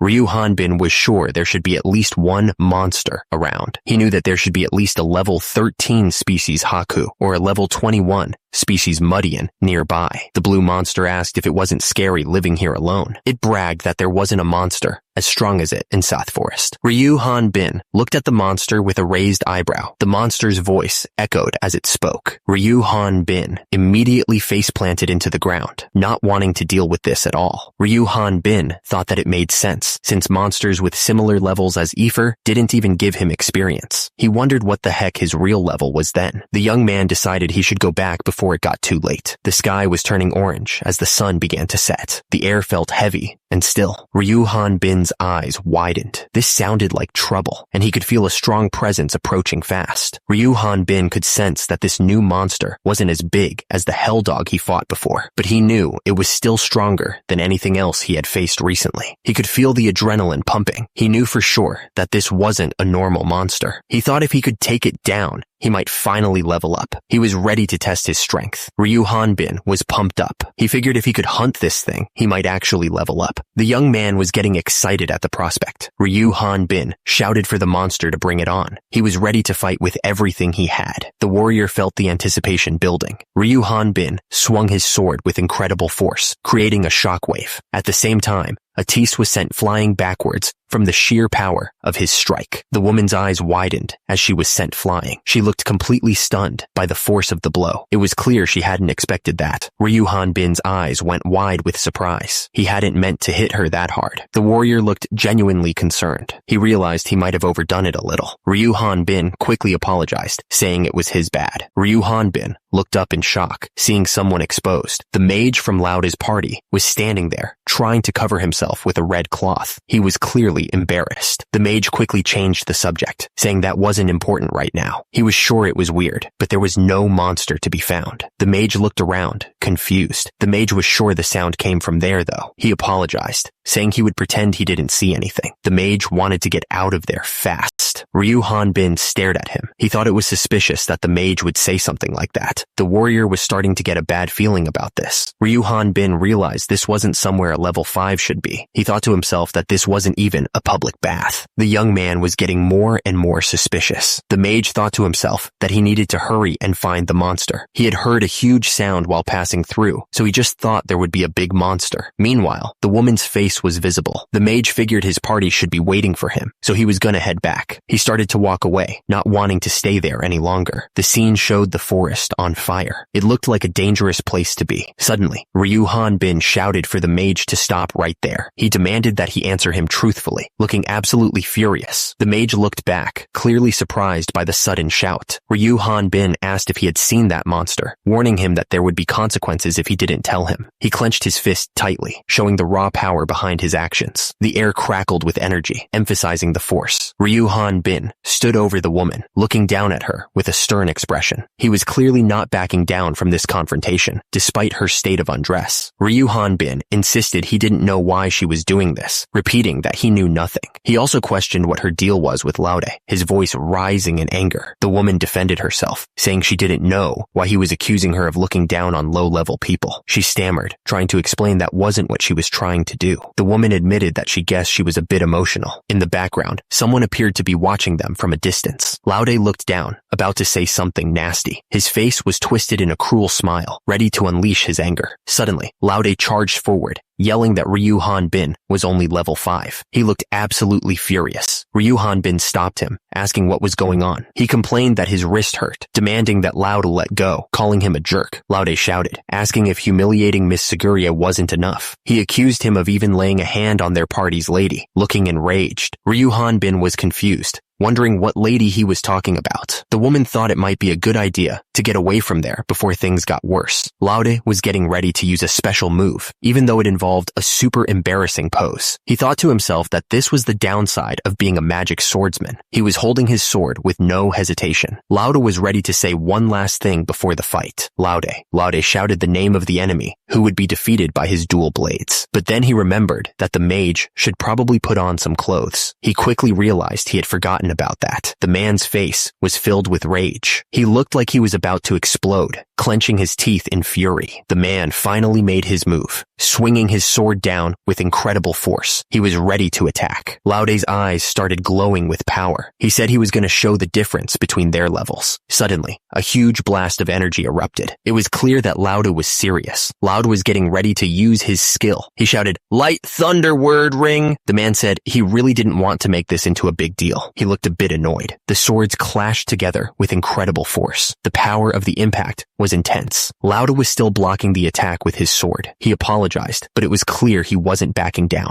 The grip on the sword tightened. It was like all the power was being focused into that one hand, and immediately another massive explosion lit up the sky. The power of the blast was visible even from far away. Back in the village, everything was in ruins. A man sat with his head in his hands, looking completely defeated. He looked absolutely crushed by what had happened. It was like he was carrying the weight of the world on his shoulders. Laude heard what happened from Mr. Atisse, who told him it wasn't his fault, but Laude replied that it was a pain he couldn't be forgiven for, and that they should wait for the results. He looked devastated by what had happened. Laude then rushed to the doorway, clearly worried. He asked how the person inside was doing, his voice full of concern. A woman, Miss Seguria, was being comforted by Mr. Eric. He told her that since Mr. Eric had brought him there quickly, his life wasn't in danger, but it was impossible. Mr. Eric tried to comfort her, saying that she had done everything she could. Someone called out to Mr. Laude. All the men that stood there fell silent, the tension in the room thick enough to cut with a knife. The blame may have fallen on Laude himself, but the pain and suffering he was going through was something that no one could comfort him from. Down below, the patient looked like he was in agony. That morning, Mr. Artis took Laude back to Onprow City. He seemed lost in thought as the carriage made its way back. Later, Laude learned the truth about Artis's gender, and he had a hard time facing him again. At the same time, the monster that made the loud sound was nowhere to be found, but the monster was soon forgotten as he spent 3 months with Berkman's party. In front of South Forest, someone asked what was going on. It turns out Mr. Laude from Berkman's camp went to the dungeon alone. Miss Amber said that it sounded serious. One of them said that going to the dungeon alone with Laude's level was basically suicide. The other person replied that they thought his level was fairly high. One of them explained that it might be true that he's used to fighting local monsters. She added that those monsters were hunted for survival, so it helped to naturally raise his level, but there weren't any high-level monsters. Another person agreed, saying that Effer and Lord Devulk were unique. She then asked if dungeon monsters were different. The text bubble clarified that they are not originally from this world. It was explained that they are created by dungeons that were set up by the evil god Ormflaus. It's common to see monsters over level 30, or even higher than that. Laude thought to himself that if they're over 30, it might help him to level up. He decided that he needed to go to the dungeon, even if he had to go in secret. One of the people was furious, saying that monsters weren't the only problem. He complained that many other worlders were also secretly hunting there, calling them evil scumbags. He then recalled that the screening for dungeon entry was tough, so he told everyone to forget about going there. Another man wondered why Laude went if it was so dangerous. He guessed that it was probably because of the hope of finding a healing artifact. The other man repeated the word artifact, clearly intrigued. The man explained that the source placed within those dungeons were artifacts. He added that they are items that come in various shapes and all have different abilities. He continued, saying that according to rumors, one of those artifacts was able to heal any type of wound. He concluded that Laude was most likely hoping to find that. Countless monsters had been creeping out of South Forest as of late, and he hoped it wasn't a bad omen. He thought to himself that dungeons and artifacts were like a pot of gold at the end of a rainbow. He decided to put out the lights, figuring that was his only option. Ryu Han Bin walked through the dark forest. The trees loomed over him, and the shadows seemed to move on their own. Han Bin admitted that no matter how many times he came to this forest, it was still spooky. He couldn't help but wonder if a huge monster would suddenly appear. Since Effer lived around here, Ryu Han Bin decided he should go and ask her about the monsters. He figured she would know more about the area. Ryu Han Bin wondered where Effer's house was again. He hadn't slept much in 3 months, so he was having a hard time remembering. And immediately, Ryu Han Bin screamed in terror. He hadn't even noticed the monster standing right behind him. Ryu Han Bin stopped dead in his tracks and shouted, "What the heck?" He raised his sword, ready to strike the monster that had appeared out of nowhere. The system displayed the monster's stats, level 31, species, Tatiro. It also said that attacks made by swords were useless because its entire body was covered in armor, but it was weak to magic and usually lived in dungeons. Ryu Han Bin wondered what a dungeon monster was doing here. He realized that the system said it was resistant to physical attacks, which was not good for him. The Tatiro monsters looked at him and said that he would be a bad opponent for them. They called him human meat and mentioned that they could talk.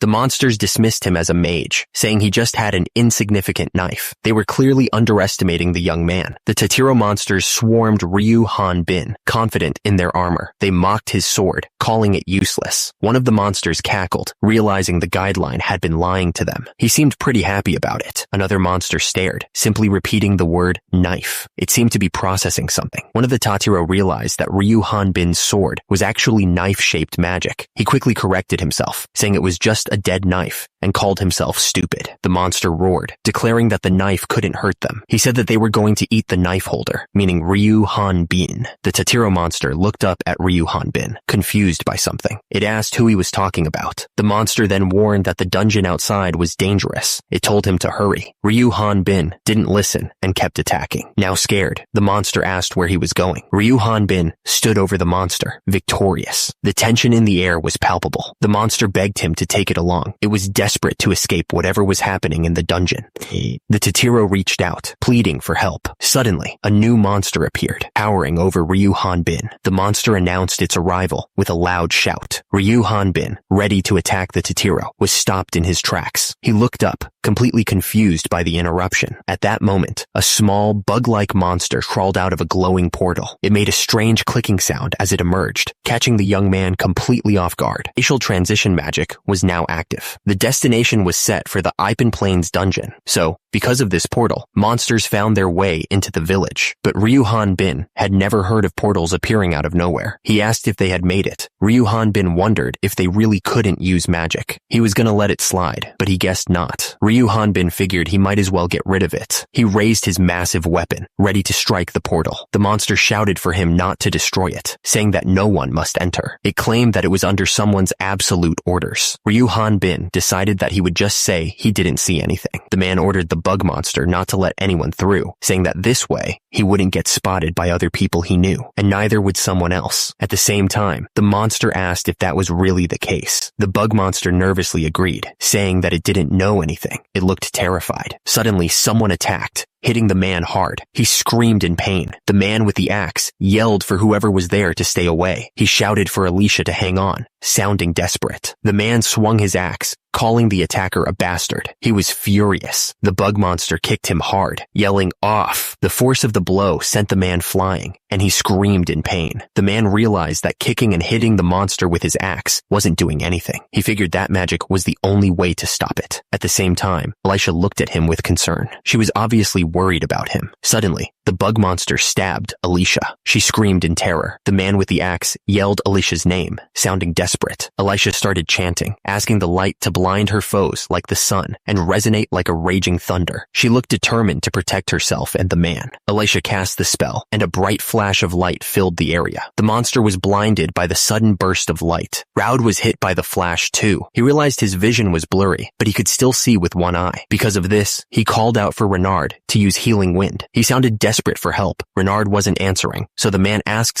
anyone, to please help him. Raud kept calling for Renard, begging someone to answer him. He was clearly terrified. Meanwhile, someone was lying on the ground, covered in blood. Elisha was injured and on the ground. She shouted for the magician to kill the monster, not caring who it was. She was desperate for someone to protect her. Raud was facing the giant bug monster. He looked absolutely terrified, not knowing what to do. Someone begged for help, hoping someone would save them from the monster. The man looked up, his face showing pure shock. He was clearly not expecting what he was seeing. The monsters didn't hesitate. They fired beams of energy at the person, trying to take them down. It was a brutal assault. The man was thinking how it was impossible to one-shot a Tatiro's hard neck. He figured it had to be a chained attack. Tatiros usually push their arms out to protect their heads, and the gaps between the shells are way too small. He realized that the attacker had exposed the monster's head and lowered its guard. The attacker landed a critical hit, attacking between the legs first. The man exclaimed that it was a technique only dual-wielding magic swordsmen could pull off. He asked if they were from the Onfrost Hunter Guild, and if they were Raud, the magic swordsman. Raud seemed happy that he was recognized. He exclaimed that he had started exploring the dungeon by himself a couple of months ago, which was amazing. But he corrected himself, saying it wasn't that, and that he had been lost in the dungeon for 70 days. Raud explained that after that incident, he remembered drinking away in the guild. When he woke up, he was already inside this dungeon. It was a terrible situation. Raud continued, saying he didn't remember coming in and couldn't find a single soul to help him out. He then asked why the man had come here by himself. At the same time, Ryu Hanbin looked surprised. Raud then exclaimed that he could leave now. Raud mentioned that he heard Ryu Hanbin was looking for a healing artifact. He asked what that was and if Alicia was okay. Meanwhile, Ryu Hanbin was pouring a potion. He said that he somehow stopped the bleeding, so she was fine, and that they had some poti. But then he realized it was a high potion and that it was so hard to get. Alicia spoke up, wondering if Ryu Hanbin was doing this just because she was a woman, but then said that wasn't it. She then asked why he would use such an expensive potion. She looked at him suspiciously. Alicia argued that the potion wouldn't help her injuries, and that it would be harder to leave if someone was injured. She would rather have it used than wasted, and promised to pay him back once they got out. Ryu Hanbin replied that it was good because exploring dungeons with that kind of injury was impossible. Ryu Hanbin asked Raud if he was leaving after coming all the way there just to help some stranger out. He looked surprised by the hunter's decision. Raud insisted that he was a proud hunter and told him not to look down on him. He then said not to mind it and that it was nothing and to only think about leaving. He then said that he had a stomach ache and irritable colitis, and he couldn't last long either. Meanwhile, Alicia looked at Raud. Ryu Hanbin thought about how Raud had an injury that he couldn't heal using the high potion to help some strangers like them. At the same time, the dungeon started to rumble. Ryu Hanbin exclaimed, wondering if it was an earthquake. He looked around nervously. The group heard the rumbling, and Raud said that dungeons aren't like the real world, so it couldn't be an earthquake. He figured it had to be a monster. Raud then told them to quickly run through the tunnel, saying he'd rather die than make a fool of himself in front of a woman. Raud yelled at them, asking if they were deaf. He insisted that they couldn't take on all those monsters by themselves. The hunter told them to go because it was coming out. Meanwhile, the group ran through the tunnel. Alicia yelled, asking what Raud was doing. She said that they were only going to be in his way, and they couldn't let his sacrifice be for nothing. At the same time, the group continued to run through the tunnel. Raud yelled, asking why they were leaving. He cursed, saying he should have leveled up a bit while he was in the dungeon. Below, the tunnel was dark and ominous. Raud steeled himself, muttering that he could handle a couple of Tatiros. He looked determined, but also a little nervous. Raud fought against the large monster, yelling. He was determined to hold it off, but it looked like there were more monsters coming, and immediately after, Raud was surrounded by a group of smaller monsters. He looked like he was in serious trouble. Raud ran away from the monsters, yelling at the others to run because it was dangerous. He seemed pretty freaked out by whatever was happening. Meanwhile, Alicia looked shocked and asked what the hell had happened in there. She couldn't believe what she was seeing. The scene showed showed the other side of the dungeon. It was filled with dead monsters and a strange, glowing pool. It looked like a total disaster zone. Ryu Hanbin was surrounded by monsters and yelled as he swung his weapon. He was cutting through them with ease, but there were so many. It was a chaotic scene. Ryu Hanbin was trapped in a web, looking annoyed. He had hoped for a good experience in the dungeons, but it was not turning out that way. He was clearly not happy about it. Ryu Hanbin swung his weapon, complaining about how hard it was to fight in such a small space. He remembered having to hold back his strength when he was with Buckman. The young warrior unleashed his attack. Meanwhile, the monsters below were scared and told each other to run away, but they were also brave. The monster yelled that the others wouldn't pass. It looked determined to stop them no matter what. Ryu Hanbin attacked, yelling that he would stop them. He wanted to get some experience points. The fighter was not going to let them get away. Ryu Hanbin couldn't find any more to Tyros. He wondered where they had all gone. The young man stepped forward. Ryu Hanbin was surprised by what he saw. He wondered if it was an artifact. It was a fireball bracelet power core.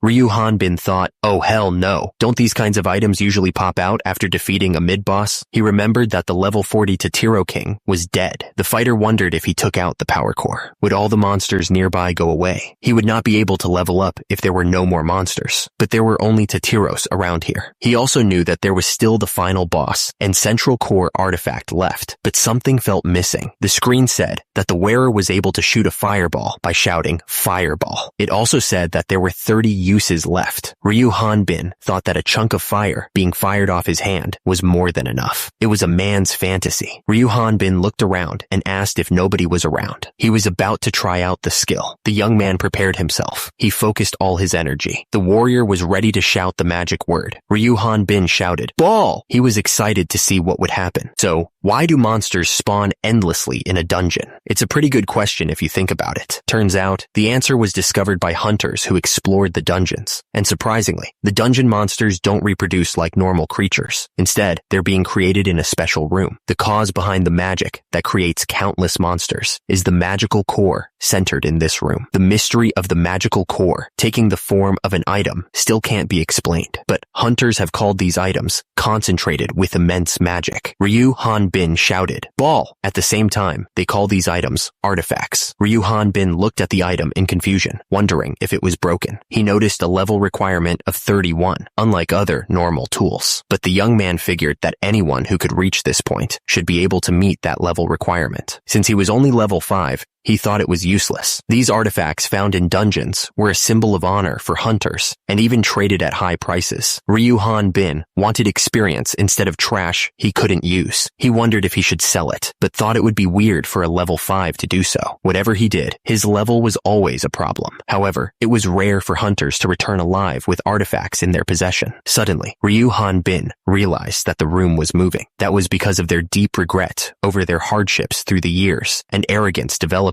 after discovering an artifact. He looked around, trying to understand what was happening. Ryu Hanbin walked deeper into the dungeon, ready to make them believe the hell they were seeing was another opportunity. He was ready to get out of here. He smirked, thinking that this had to be the boss room. He was finally going to be able to leave this place. Ryu Hanbin announced that he was finally out of there. The young man needed to get back before Mr. Buckman woke up, so he hoped the boss would show up quickly. He wondered if all the monsters left together on a trip. They even left the most important dungeon core there, so Ryu Hanbin yelled at them, saying he was going to take it. The warrior declared that once he took that core, the entire dungeon was going to disappear. He yelled that they were all going to be homeless because there was a burglar there. Ryu Hanbin was suddenly attacked by the dungeon's tentacles. He looked surprised by the sudden attack. Ryu Hanbin was now tied up, but he noticed something finally showing up. He looked up, waiting to see what it was. It was the dungeon boss, the tentacle beholder, at level 45. Ryu Hanbin thought about how much experience he would get from it.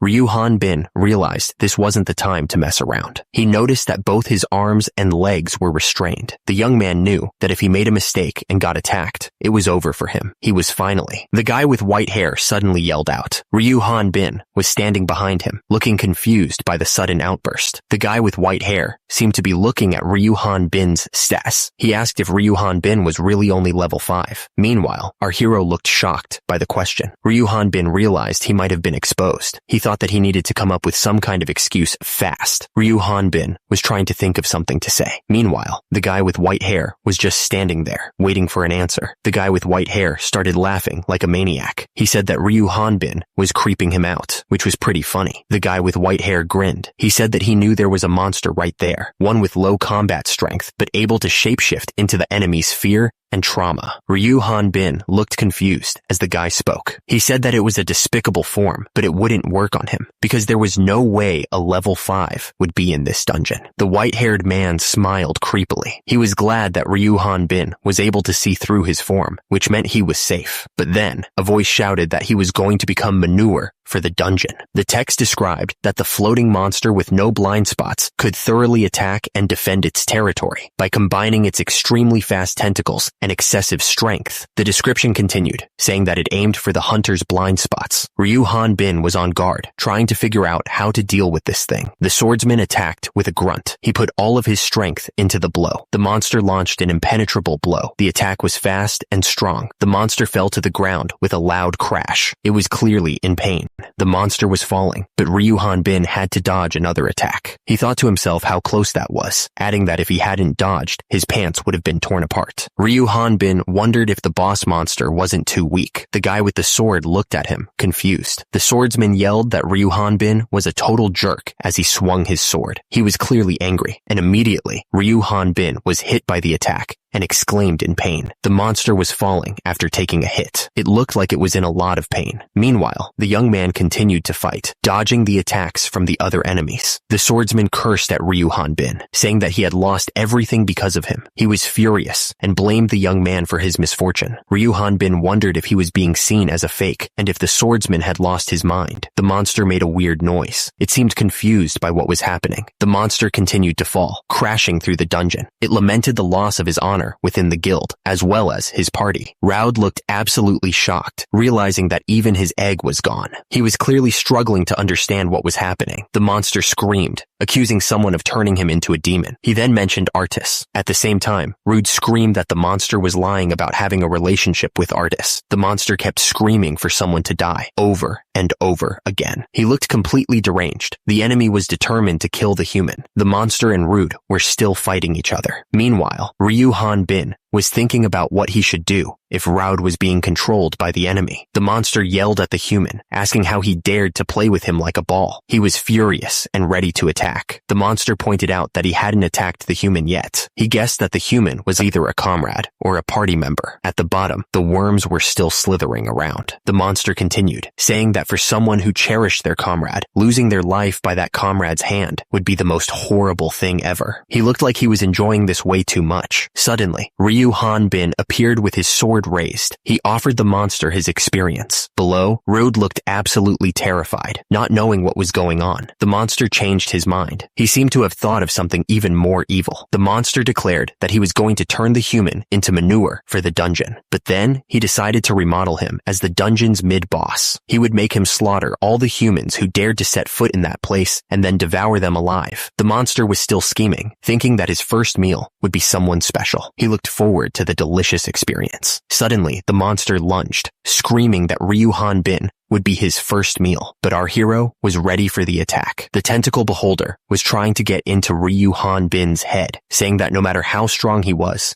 still just a human. He added that there was no way the guy would cut down his own comrade. At the same time, Ryu Hanbin looked unfazed by the monster's words. The monster was shocked, saying he missed the mark. He wondered when Ryu Hanbin had swung his blade. The ground cracked from the force of the swing. As a result of the attack, the monster's vision was splitting. Something bad was definitely happening. Ryu Hanbin looked at the monster and said, "Aw man, seriously?" He seemed a little annoyed. The monster was falling to pieces. He couldn't believe that this was a level 45 monster. He was clearly outmatched. The monster couldn't believe what was happening. He was screaming, asking how how it was possible for him to lose. Ryu Hanbin was standing there, looking unfazed. He was thinking that even the wind pressure from his swing was too powerful, and the guideline didn't even appear. He figured the dungeon boss was too weak, adding that Ryu Hanbin wasn't human. If such a monster existed, there was no point in opening the portal. The creature thought that all that was left was hope for the monsters in the Jot Forest. Before Ryu Hanbin took the core of the dungeon and made it disappear, the monster had to report back to him. As he was thinking this, one of his minions looked up at him. The little monster looked confused. He wondered if Ryu Hanbin was just a bug. The monster said that he was going to head back, but then he stopped, eyes wide. He told the minion to wait. The numbers were flying around, and the monster was losing his mind. He couldn't believe it was 54 billion. That's insane. The next morning had arrived. Buckman was pumping his muscles, feeling great. He was grunting with the effort. Buckman stepped out of his tent, feeling strong and powerful. He asked if his brother had seen Eric around. Gorman replied that he hadn't seen Eric since he woke up. He wondered if he'd gone to the bathroom, but even his weapon was missing. Gorman wondered if Eric went to the forest and got... Suddenly, the woman screamed. The man holding the small monster apologized for startling her. Eric was being scolded for disappearing without telling anyone. The woman looked really worried. He apologized, saying nothing had happened. At the bottom, Eric was smiling like crazy, but he kept saying nothing happened. He looked like he was hiding something big. Minutes earlier, Eric was staring at a huge number. It read 100,000. He was clearly surprised by the massive amount of EXP. The system window popped up, showing that he had exterminated a level 45 tentacle beholder. He obtained a whopping 113,340 EXP. Eric realized that a giant magic hound only gave him 258 XP. He needed 1,100 EXP to level up from 4 to 5. He figured it would only take 2,200 EXP to level up to 6. He was trying to figure out how many levels he jumped with 100,000 EXP, looking excited. The screen showed the EXP required until the next level, 54 billion. Eric's eyes went wide. He was totally shocked by the insane number. Eric realized that if he needed that much EXP, things were way worse than he thought. He looked totally stressed out by the insane math problem. Meanwhile, Eric was eating a meal with a big smile. Eric looked around a cave, still confused about the EXP situation. At the same time,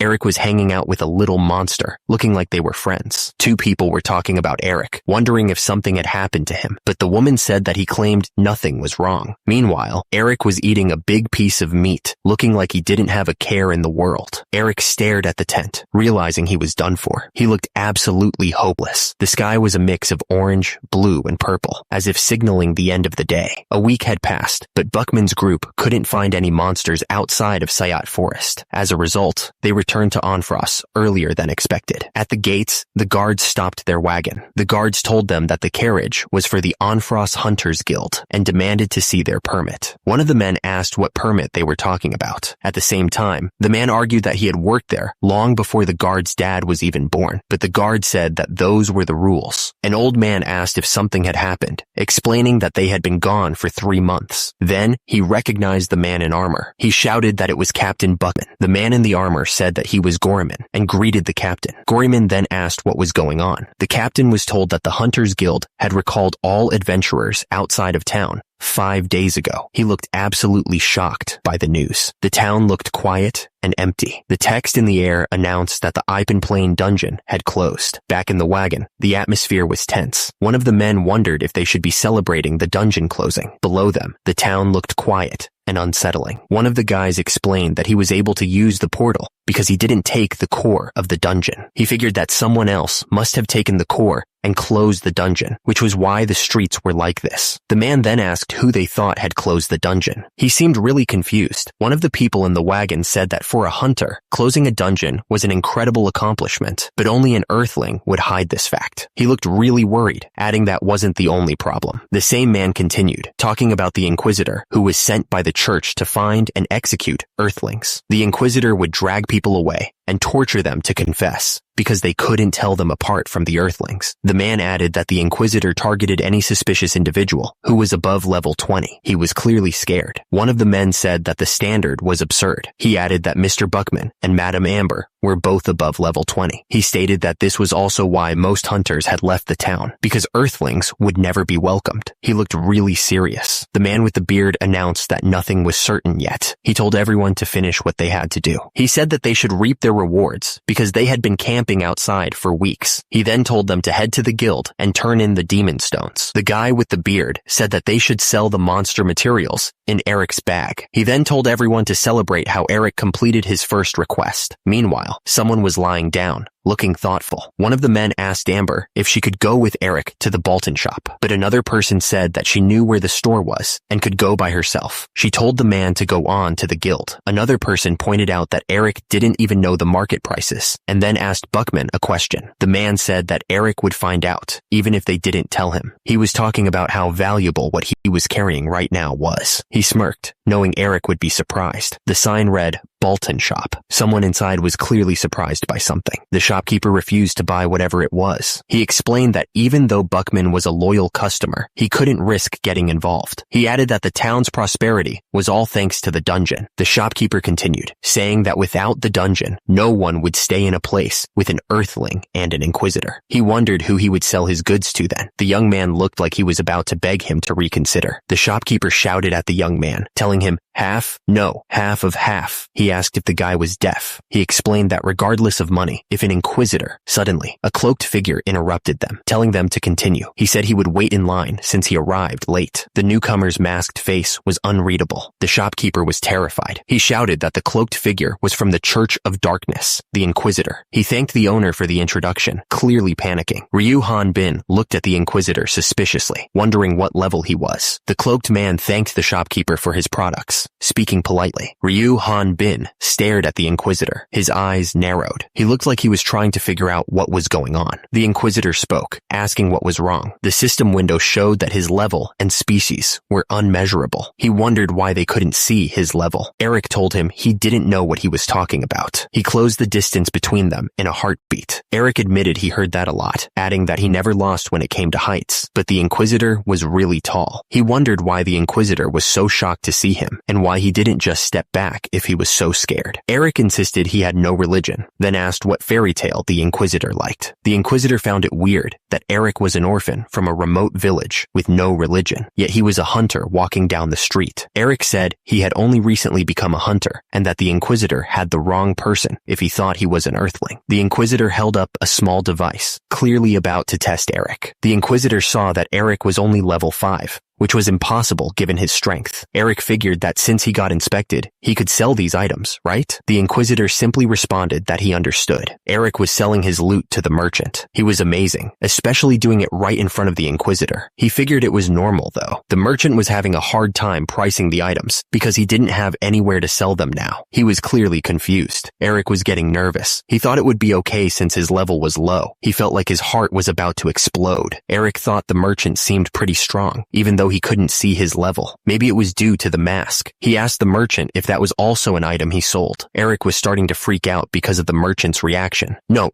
this item, he stammered, and at the same time the merchant was crying as he stared at the item. Suddenly, Eric bolted, trying to get away from the merchant as quickly as possible. He didn't want to deal with whatever was about to happen. But right then, the Inquisitor knelt down, picking up the artifact. The sudden movement made Eric freeze in place. The Inquisitor held the artifact in his hand, examining it closely. What's the explanation for this? He muttered to himself. The Inquisitor looked up at Eric, his voice laced with suspicion. Where did a level 5 obtain an artifact? He demanded. Eric was sweating bullets, trying to figure out how to get out of this situation. He was thinking, I thought it would work out fine. I don't know anything. Should I deny that I don't know? Artis Bannister told him that a level 5 wouldn't go into a dungeon. He added that it was a valuable item, so he should guard it well. Artis thanked him and then said that since Eric was a beginner hunter, he would tell him a story as a lesson. Artis Bannister leaned in closer, ready to begin his story. It was a story that would also serve as a lesson, he said. Artis began his story. It happened 15 years ago, in a small eastern village where a married couple lived. The husband was a veteran hunter. He wasn't the leader of his party, but he had the power to attract people. It was just an average day, and his party was in charge of a quest. The veteran hunter was suddenly terrified by a seemingly harmless monster. The rest of his party couldn't figure out why the strongest and most heroic member was acting so strange. When his party members pushed him for an explanation, the veteran hunter shouted that the monster's level was over 800. Since his comrades didn't believe him, he revealed the whole truth about himself. He confessed that he was an Earthling Earthling and that he could see everyone's levels. But at that moment, the monster discovered them. The veteran hunter was left alone to fight the monster, buying time for his comrades to run away. He knew he was done for. Artis looked down, lost in thought. He then asked a simple question. Who died in this story exactly as expected? Artis continued the story, saying that it was always the Earthling who revealed his own identity. No, it was never anyone else's fault. Artis explained that the Earthling's party leader was spared. Everyone else was killed. The party leader was exempt since he reported the truth to the Inquisitor, and the other party members died while being investigated for suspicion of taking sides with the Earthling. As a result, their remains were left as a warning. The Earthling, who miraculously survived, returned to his home. However, the villagers, who heard the rumors and were influenced, burned the house down. There was no person left who welcomed him. He massacred all the villagers and ran away, completely consumed by rage. Artis Bannister stared down at Eric, reminding him that anyone involved with an Earthling ends up miserable. But he wondered what sin a level 5 like Eric could have committed. Artis continued, asking what reason Eric had to tell him this story. He added that getting rid of an Earthling's artifact by using a naive beginner hunter was a common thing. He offered to give Eric as much protection as he could with his own power. The air thickened with tension as Artis demanded to know which party Eric belonged to. His eyes narrowed, waiting for an answer. Before Eric could answer, a sudden strike came from the right, hitting him hard. He was caught completely off guard. The force of the blow sent Eric flying backwards. Who was attacking him and why? Just as Eric was about to speak, a hand slammed down on his head. "Excuse me," the attacker said, his voice dripping with sarcasm. Artis immediately intervened, his expression serious. He told the attacker that the priest seemed to have misunderstood something, adding that what he did was dangerous. Artis turned his fury on the attacker, his face contorted with rage. He screamed that the guy was a worthless, useless buffoon, asking if he couldn't even take care of a simple chore. Artis then blamed himself for leaving the artifact in the attacker's hands. He was starting to think that this was all his fault. Artis snapped, telling the attacker that was enough. He called him a muscle-brained vermin, ordering him to shut his mouth and stay hunched over. But then he paused, asking who he was. Artis Bannister gave a polite smile, trying to ease the tension. He said that he was sorry for the late introduction. Artis explained that he was the 37th head of the Bannister family. He added that they were the Dragon Hunter Bannister family. He had heard rumors that they had lost their place, but seeing the glowing dragon insignia, he figured it must have been a lie. Artis was still talking to Eric, explaining that he couldn't remove his mask while on unofficial business. Meanwhile, Ryu Han Bin looked confused by the whole situation, wondering if he was helping at all. Artis apologized for the situation, explaining that he had told the guy to bring an artifact to help with research, but things didn't go as planned. He said that he understood the story the other man was setting, and he needed to match it. He then apologized to his master. Artis said that he was still busy with the research. He told them to may the darkness protect them. He then thanked them and told Eric to never attempt to act anywhere else. Eric stared at Artis, pointing out how he hadn't asked any questions about what he saw in the forest. He wondered what would happen if he was a dangerous man, and if the fact that he had an artifact wasn't suspicious. He repeated his question, asking what if he was a dangerous man. Meanwhile, Artis watched him carefully, waiting for his next move. Artis said he just thought Eric was a suspicious person. He asked what part of him was suspicious. At the same time, Eric was wondering about the artifact and what its ability was. Eric described the artifact's abilities, saying it could create fireballs and electric attacks. Below, Artis stared at Eric with a serious expression. Suddenly, Eric apologized. Eric attacked, telling Artis to come quietly. Eric was thinking back to the first day he joined the Buckman party. He remembered fighting a tree ogre. The monster was only level 13. He thought, no. The next monster was a little panic, and it was level 15. He thought, no. He finally escaped from the rock mountain, but he was starting to get annoyed. He wondered if there were only monsters like these mud slimes around, since he was level 21 now. He was complaining that these monsters were trash and didn't give him much experience. He remembered that the magic hound was better than this garbage, since he could at least gain 1 experience point then. Rick was completely focused on leveling up, swinging his sword and yelling about his need for more power. At the same time, below him, Eric's feet were visible, standing still as he observed Rick's battle. Rick suddenly stopped, remembering his name and Eric's. Eric looked up, surprised to be called out. Buckman told Eric not to be too nervous about joining the party, offering him a special welcome meal for the newbie. But then he got annoyed and told someone to stop talking nonsense to the newbie. Another member of the party chimed in, telling Eric to think of going out to the field field as waging war. She said that Buckman might have accepted him, but she hadn't yet. Eric was told that the party didn't need a kid who was picky about side dishes, and he should know that. Someone wondered how long someone like him would last there. Meanwhile, Rick was eating something and thinking that it couldn't be worse than magic hound meat. Rick stared at the food, his mind racing. He wondered how long it had been since he'd eaten anything that wasn't magic hound. How long had it been since he'd even used a fork? He looked around at the others, a strange feeling washing over him. Rick realized he wasn't alone anymore. The party was grilling meat and laughing, enjoying the moment. At the same time, they were all trying to feed Eric, who looked overwhelmed by the attention. Eric smiled, the first genuine smile they'd seen. He said that it was really hot and asked if he could have another bowl.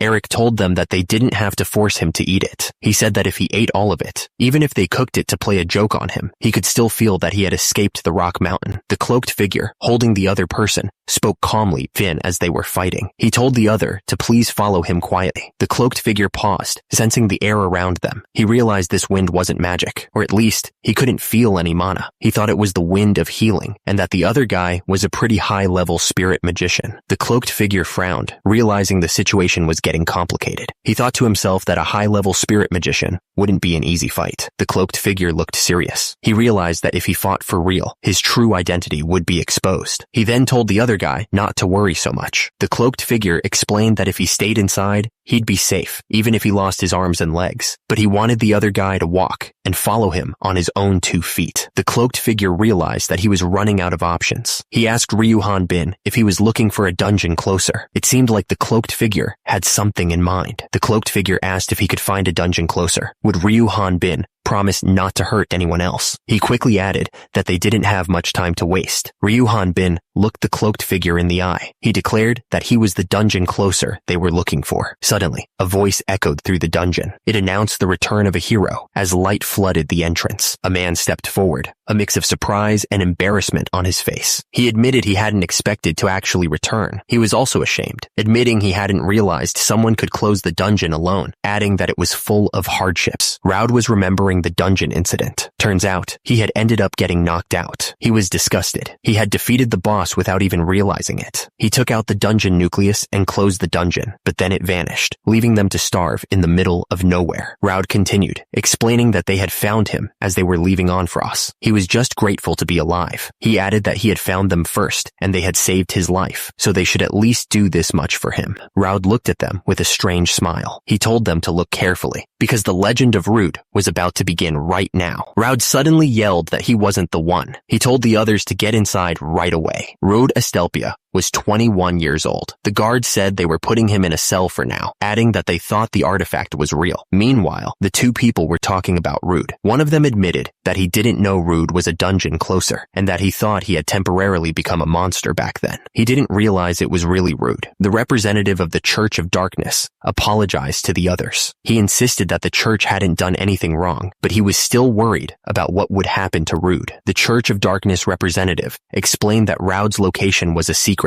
He added that Raud would be investigated and imprisoned soon, but if his story checked out, he'd be released. Eric seemed relieved, just hoping they'd lock him up. Eric was thankful that things had worked out thanks to Rude. Then, he noticed something odd, a car powered by demon stones. He commented that it was pretty rare to see one in the countryside. Eric realized that he had stopped them from selling their stuff. He turned to Eric and asked him to come over for a second. Turns out, Eric didn't have any cash on him, so he asked if he could give Eric a promissory note instead. He figured it would be too complicated for the countryside boy, so he'd have the real recipient sign it. But he hesitated, remembering his mom warning him not to sign anything carelessly. The church member insisted that he wasn't trying to get Eric to join any church, adding that the Church of Light might do that though. He admitted that it was too much money for him to refuse, and then asked Eric to sign the note right there. Eric took the pen and signed the promissory note. He hoped he wouldn't regret this later. With the deal done, the church member placed his hand on Eric's shoulder. As a result, he gave him a blessing, hoping that darkness would protect him. Thank goodness, it ended without anyone getting hurt. But then, Artis called out to Eric from behind. Artis looked at Eric with a serious expression. The voice echoed through the mostly empty hall. He was asking if there was anything he could do, now that he was here. The place was the Onfrost Hunter Guild. Eric looked down, his face showing regret. He told the person that he was sorry. The man told Eric that he shouldn't feel sorry for the guildmaster running away. He added that he didn't know that Buckman's party had disbanded so quickly, with everyone leaving in a hurry like crazy. Meanwhile, the same man asked Amber if she had been able to sell some demon stones. The woman at the table, Amber, told him that she had sold all of the demon stones. She revealed that all of those demon stones only earned 5 silver coins. She said that this was all the money the guild had. The two people at the table looked at each other, shocked by the news. They asked what she meant by that, clearly not understanding the situation. The woman looked absolutely furious. She was thinking that the guildmaster should be ground to dust and drunk. He ran away with all the money, and he didn't even call them because he knew they would notice if they came. The man offered beer, saying it was free, but the woman yelled back, asking how she could drink beer now. She reminded him that they had no money. If the guild went bankrupt, where would they get their commission, and from whom could they receive their money? The man asked Amber if she remembered years ago. He was talking about when he was going to protect a remote village where there were no dungeons or guilds, and insisted he was a lone hunter. He reminded her that he saved her hundreds of times back then. The man told Amber that it didn't matter if there was a guild or not. He had been with her since that day, and his heart hadn't changed at all. He then quickly added that she was like that, and that was why he was still single. He then corrected himself, saying that was not it, and repeated her name. Just then, Buckman arrived, saying that if he wasn't too late, he was with them. He also brought a lot of snacks. Buckman was happy to offer Eric some food, saying they could congratulate him with a fun party. Buckman continued, suggesting they should say more things after the celebratory party for Eric. He also mentioned getting together alone with the woman once everybody was gathered. The party was in full swing. Everyone was eating and drinking, enjoying the moment. The group seemed relaxed and happy, enjoying the food and each other's company. Suddenly, the man looked utterly shocked. He was thinking, why, you?